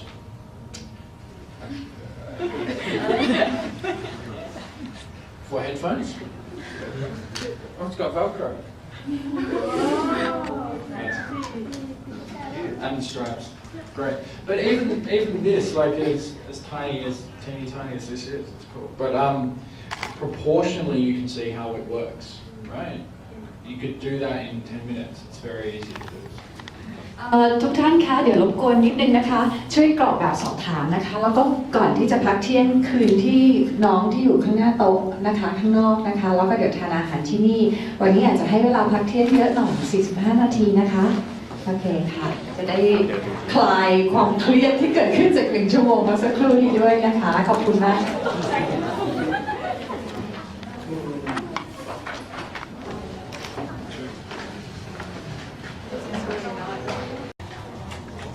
This one.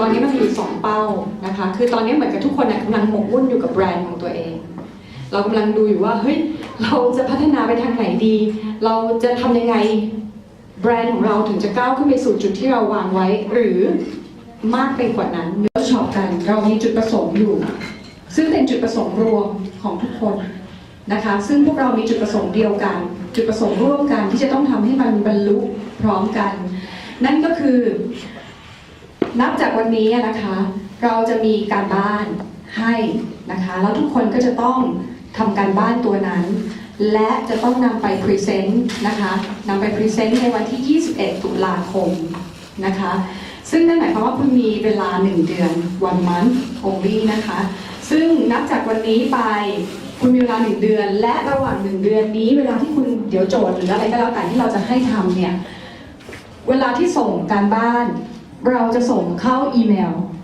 นะคะโดยที่อีเมลนี้ก็จะมีในส่วนของทางผู้จัดก็คือทาง Art 4D นะคะแล้วก็ทาง Crumpler นะคะซึ่งก็จะเป็นกรรมการร่วมกันเพื่อตรวจเช็คว่าใครขี้เกียจหรือเปล่านะคะแล้วก็ใครที่ไม่ยอมส่งงานบ้างหรือเปล่านะคะเดี๋ยวเราคงจะต้องมีกำหนดการตรงนั้นที่จะแจ้งกันว่าเมื่อไหร่หลังจากนี้1 อาทิตย์ส่งอะไร2 อาทิตย์ส่งอะไร3 อาทิตย์ส่งอะไรนะคะเพื่อที่ก่อนที่จะไปไฟนอลกันที่วันที่ 21 ตุลาคมวันที่ 21 ตุลาคมนะคะเรียนให้ทุกคนทราบว่าเราจะไปพรีเซนต์กันที่งาน BIG นะคะงาน Big and BIH นะคะที่ Bytech บางนาที่นั่นเขาก็วันนั้นเขาจะจัดงาน Big กันนะคะแล้วก็โปรโตไทป์ของพวกเราทุกคนจะต้องถูกไปโชว์กันอยู่ที่นั่นไปนำจัดแสดงกันอยู่ที่นั่นเป็น exhibition ด้วยแล้วก็จะมีเวลาให้นะคะทีมละ 5-10 นาทีเดี๋ยวเรากำหนดกติกาตรงนี้เดี๋ยวเราจะแจ้งให้ทราบทางอีเมลอีกครั้งหนึ่งว่าเราจะขึ้นมาพรีเซนต์อะไรในวันสุดท้ายโดยที่มีกรรมการท่านก็จะบินมาอีกครั้งหนึ่งเพื่อที่จะมาดูผลงานของพวกเราจริงๆเพราะฉะนั้นจริงๆแล้วตอนนี้บางคนอาจจะกำลังกังวลว่าแบรนด์ของตัวเองจะไปในทิศทางไหนหรืออะไรเคนบอกว่าอย่าเพิ่งไปกังวลตรงนั้นเราพยายามทำงานตรงนี้ณปัจจุบันของเราในสิ่งที่เขาสอนในสิ่งที่เขากำลังลำดับความให้เหมือนเรามารื้อฟื้นกันใหม่เนี่ยให้มันเป็นสเต็ปไปก่อนแล้วพอหลังจากนั้นเนี่ยพอคุณได้ผ่านพ้นกระบวนการทั้งหมดนี้ไปแล้วจนจบแล้วเนี่ยคุณอาจจะเห็นอะไรบางสิ่งบางอย่างแล้วมันอาจจะปิ๊งแวบขึ้นมาในระหว่างนั้นเองนะคะว่าหลังจากผ่านกระบวนการนี้ไปแล้วเราควรจะทำยังไงกับแบรนด์ของเราเพื่อไปถึงจุดที่เราวางเอาไว้แล้วก็ตอนนี้นะคะเราจะทำงานดีไซน์กัน2 ชั่วโมงแล้วก็จะกำหนดสิ้นสุดกันที่3 โมงครึ่งนะคะแล้วหลังจากนั้นก็จะ wrap up กันนะคะแล้วก็ party time นะคะที่ทุกคนรอคอย when they said about party time everyone just smile and laugh โอเคค่ะ so I can see you ค่ะ thank you So we're going to use the next 2 hours for design. So designing towards the prototype that we have to deliver in a month. I think the easiest way to do that is work from the brief that you guys developed yesterday and start sketching and come up with your concepts. And if you come up with some strong concepts, start cardboard modeling those concepts. And I think that should be where you should plan to get to today. If you don't get to cardboard modeling stage, that's okay. Just sketch through your ideas and try and work through your solutions to meet your brief. If you've got questions, I'll just be here as a resource. So if you need me, come up and see me. If you don't, fine, no problems. But yeah, I guess try and get as many of your ideas down on the paper as you can. Okay? Cool, thanks.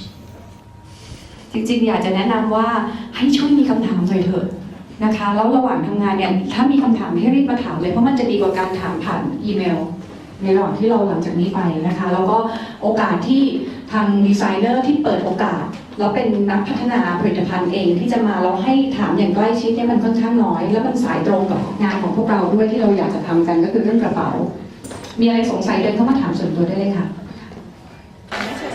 The waist, this over here, maybe we can make something like the decoration. Yeah, great. I like that. Yes, and also, okay.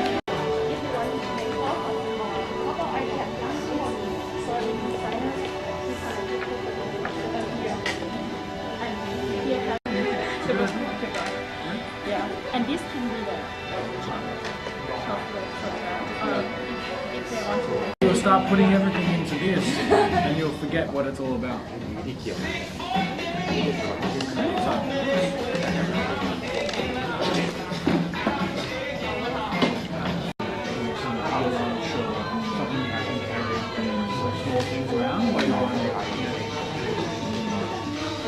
How about the hands? Because we have this and could it be the shoulder strap as well or and here? Yeah. But if it's small, the strings are small, but working hard is heavy, then it's gonna hurt. คอนเซ็ปต์จะเป็นแบบนี้คือน่าจะ Was that after the mix with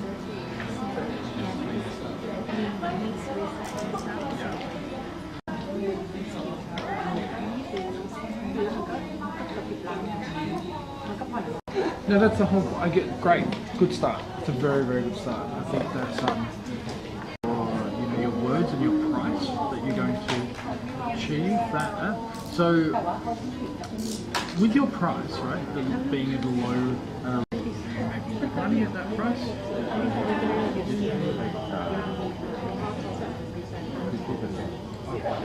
So you wholesale it for $15 US. Do you how do you get to market? Like what's your where would you sell $30 in your store? Cool, great. That's great. So what are you going to do now to design that bag? What's your next step?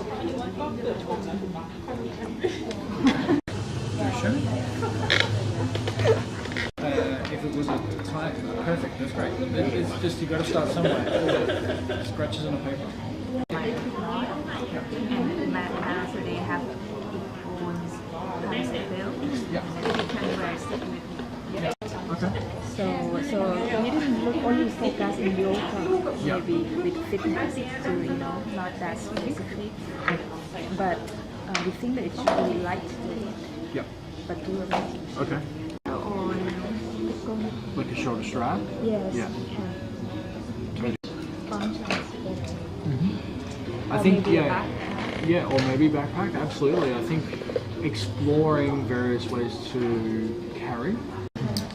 all this time to make that Yep. Yeah, like a satchel. Yeah. Okay. ามารถเอามาได้คือเอาไว้พกคอมแพคกล้องคอมแพคเพราะว่าเวลาปั่นจักรยานเราลูดข้างหน้าง่ายกว่าเวลาถ่าย There's a small pouch in the bag that attached inside. So when the Do you have a factory? Yeah.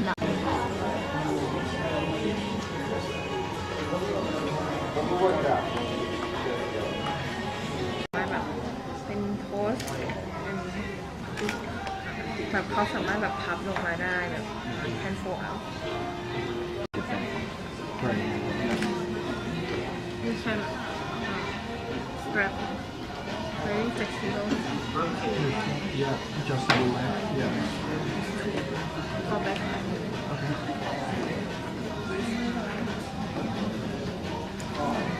many function for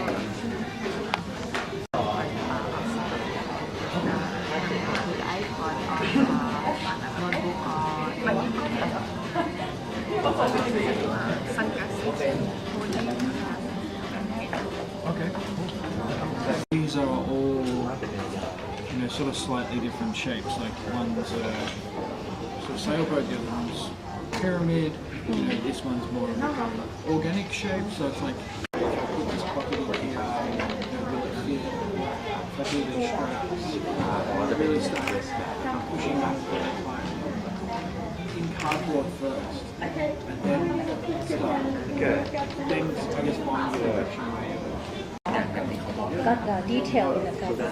So I will design very simple shape like this. I don't know, I try to like a very also take it off and then cross over or take it off and just carry it in the bicycle like put a backpack in the arrive the office. These. I think your hardware is good and the way that your finish is quite. Going to be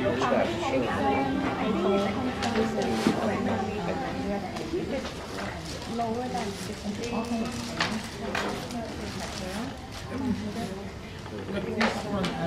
ดีไซเนอร์นะคะส่วนที่หนึ่งก็คือในส่วนของ TOR หรือว่าส่วนที่เฉพาะแบรนด์ของเราที่เราจะ develop แบรนด์ของเราต่อไปนะคะว่าเราจะทำอะไรกันบ้างกับส่วนที่2ก็คือในส่วนของเวิร์กช็อปนะคะว่าเวิร์กช็อปของเราเนี่ยจะมีผลงานออกมาแบบไหนในเดือนตุลาคมซึ่งในส่วนหลังที่เป็นส่วนของผลงานโปรโตไทป์เนี่ยเดี๋ยวมาคุยเดี๋ยวฟังจากทันเคนเขานะคะเขาจะมีการบ้านให้แต่ตอนนี้ให้ทุกคนจดการบ้านตัวนี้ที่จะต้องส่งภายในวันจันทร์ที่29จันทร์ที่29ตุลาคมนี้นะคะกันยายนนี้จันทร์ที่29กันยายนนี้มีทั้งหมดเลื่อนที่ไปไหนได้ไหมคะโอเคแต่ละแบรนด์ต้องวิเคราะห์สรุปและนำส่งข้อมูลดังต่อไปนี้นะคะจากประสบการณ์และคำแนะนำที่ได้รับสามารถนำไปใช้เป็นแนวทางในการพัฒนาแบรนด์ของตนได้อย่างไรอันนี้โฟกัสของแบรนด์ของตนนะแบรนด์ของแต่ละคนที่นำมาเนื่องจากว่าแต่ละคนก็จะมีแบรนด์ที่มีเอกลักษณ์ที่แตกต่างกันออกไปดังนั้นเนี่ยนี่จะเป็นเป็นการบ้านของแต่ละแบรนด์ข้อที่1อัตลักษณ์ไม่ขึ้นไปเลยข้อที่1อัตลักษณ์และบุคลิกภาพของแบรนด์นี่คือหัวข้อแรกตอบนะคะข้อที่2ในเรื่องของ Marketing หรือว่าการตลาดข้อที่3การวิจัยและพัฒนาผลิตภัณฑ์ Research and Development นะคะอันนี้ขอ3หัวข้อย่อยนะคะก็คือ1ความสำคัญของการทำโปรโตไทป์วันนี้เราได้เรียนรู้ไปแล้วเมื่อช่วงเช้าว่าโปรโตไทป์มันสำคัญอย่างไรต่อการพัฒนาแบรนด์ข้อที่2ความเข้าใจในวัสดุและกระบวนการผลิตเราก็ได้ฟังไปแล้วตอนที่เรามีกรุ๊ปเทอราปีตรงนั้นนะคะจำกันหรือเปล่าเนี่ยข้อที่3ความเข้าใจในลูกค้าและผลิตภัณฑ์อย่างแท้จริงอันนี้ขึ้นอยู่กับแบรนด์แต่ละคนละนะเพราะว่าอันนี้คุณมาเรียนรู้แล้วคุณได้มาปรึกษากับผู้เชี่ยวชาญแล้วคุณได้รับอะไรไปบ้างตอบข้อนี้มานะว่าคุณจะวาง target group คุณไว้ตรงไหนนะคะแล้วก็ ข้อสุดท้ายจะเป็นเรื่อง cost and price นะคะ คุณมีต้นทุนอย่างไร ต้นทุนของคุณคิดค้นมาจากอะไร แล้วก็คุณวาง product ของคุณไว้เนี่ยที่ราคาที่เท่าไหร่ สอดคล้องกับข้อบนหรือเปล่า ซึ่งเป็นเรื่องของ target ทั้งหมดเนี้ยมองเห็นกันไหมคะ เห็นอีเมลไหมคะ จดนะคะ ส่งอีเมลไปที่อันนี้ แล้วก็ CC พี่ด้วยนะคะ โอเค ช่วยจดอีเมล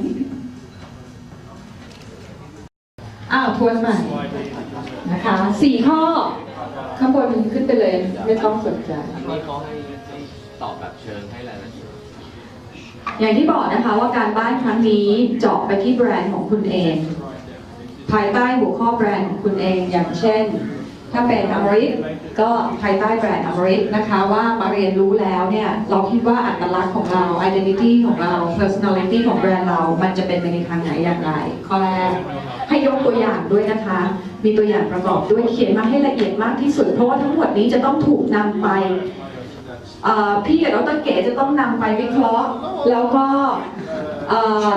ไปทำรายงานเพื่อที่จะเป็นวิทยาทานให้กับคนอื่นๆที่ไม่ได้มีโอกาสเข้ามาร่วมเวิร์กช็อปกับเรานะคะซึ่งเป็นเรื่องของความสำคัญของการทำโปรโตไทป์ความเข้าใจในวัสดุและกระบวนการผลิตความเข้าใจในลูกค้าและผลิตภัณฑ์อย่างแท้จริง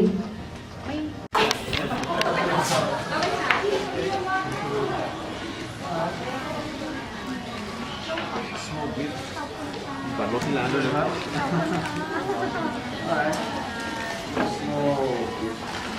บัตรรถที่ร้านนะครับร้านเซ็นทรัลเวิลด์มีประมาณ100 กว่าแบบลองไปดู10 ครับไอตัว นั่นแหละครับ Oh, thank you. Which color would you like? Just black. But look now, I have to go to the. I'll be back in a minute. 1 second.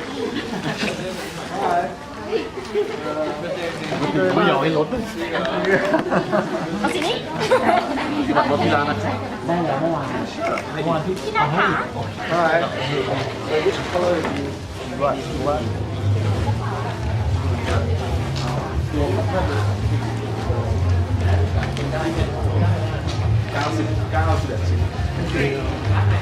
บัตรรถที่ร้านนะ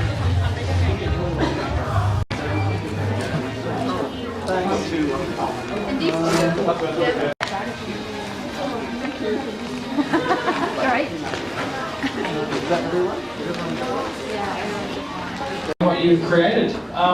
Just make sure you keep all your research materials so that when you have to present, you can clearly present your ideas. So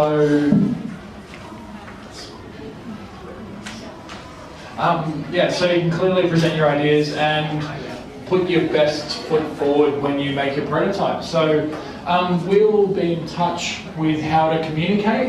So we'll send everybody an email and it will be through a system where we communicate over a set period of time. So we'll be in touch and looking forward to working with you all. Thanks. Well done. Well done. Excellent.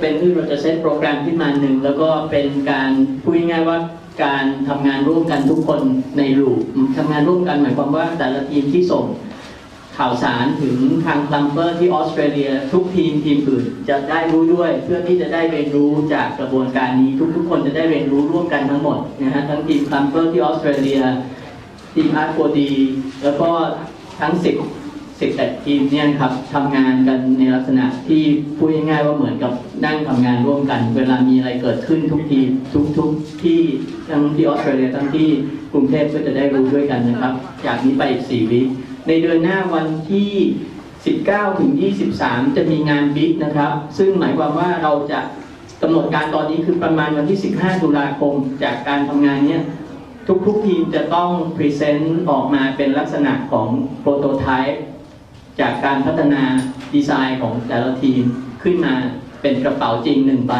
แล้วก็มีบุ๊กอันหนึ่งซึ่งเป็นการรวบรวม วิธีทำงานแนวคิดตั้งแต่แรกจนถึงออกมาเป็นกระเป๋าใบนั้นนะครับเพื่อที่จะจัดแสดงเป็นนิทรรศการในงานบิ๊กวันที่ 19 ถึง 23 ที่สำคัญคือวันที่ 21 เนี่ยนะครับประมาณวันที่ 20 คุณเดฟกับคุณเคนจะกลับมาอีกครั้งหนึ่งแล้วเราจะทำการคล้ายๆกับว่า wrap up กันแล้วก็ดูนิทรรศการครั้งนั้นร่วมกันทุกคนทุกทีมจะต้องพรีเซนต์งานของตัวเองในนิทรรศการวันที่ 21 นะครับฟังดูน่าตื่นเต้นครับคุณลุงแต่ที่สำคัญก็คืออย่างที่เมื่อวานคุณเดฟได้เกริ่นไป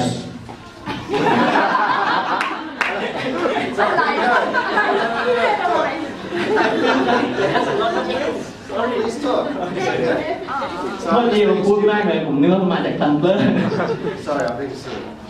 คือบังเอิญว่าผมรู้สึกตื่นเต้นแทนทุกคนก็คือว่าในวันที่ 21 หลังจาก Presentation ของทุกทีมเนี่ยทาง Crumpler น่าจะเลือกผู้ที่เขาคิดว่ามีผลงานที่น่าสนใจหรือประทับใจที่สุดจากเวิร์กช็อปครั้งนี้ให้ได้ไปพูดง่ายๆว่าไปทำงานเป็นหรือได้อินเทอร์นชิพครับที่เมลเบิร์นที่ Crumpler Headquarters ในเมลเบิร์นนะครับซึ่งผมคิดว่าแล้วเวลามันไม่ใช่เป็นแค่การท่องเที่ยวนะครับมันเป็นลักษณะการได้ฝึกงานจริงจังเลยครับหลายคนยิ้มเหมือนกับตัวเองได้ไปแล้วคือต้องทำงานก่อนนะครับต้องทำงานก่อนคือประมาณนี้ครับเพียงแต่ว่ารายละเอียดเนี่ยเรากำลังพัฒนาร่วมกันกับ Crumpler กับ You get to live with this guy. ได้อยู่กับคุณแม่เตรียมที่อยู่ไว้ให้แล้วชีวิตของคุณจะเป็นแบบนี้ No. คงจะสดใสกว่านี้นะครับคิดว่าเพราะฉะนั้นอยากให้ทุกคนแบบตั้งใจทำงานโดยเต็มที่ไม่ใช่แค่เรื่องไปได้อินเทอร์นชิพซึ่งเป็นโอกาสพิเศษแค่นั้นนะครับแต่ว่าตัวเองจะได้พอร์ตโฟลิโอแล้วก็เป็นงานที่เป็นแบรนด์ของตัวเองด้วยซึ่งเรียกว่าอะไรครับทำงานทั้งทีก็มีโอกาสที่จะเกิดขึ้นมากมายหลายอย่างครับอยากให้ทุกคนตั้งใจกับมันมากๆแล้วก็จะทำเต็มที่ครับ Thank you.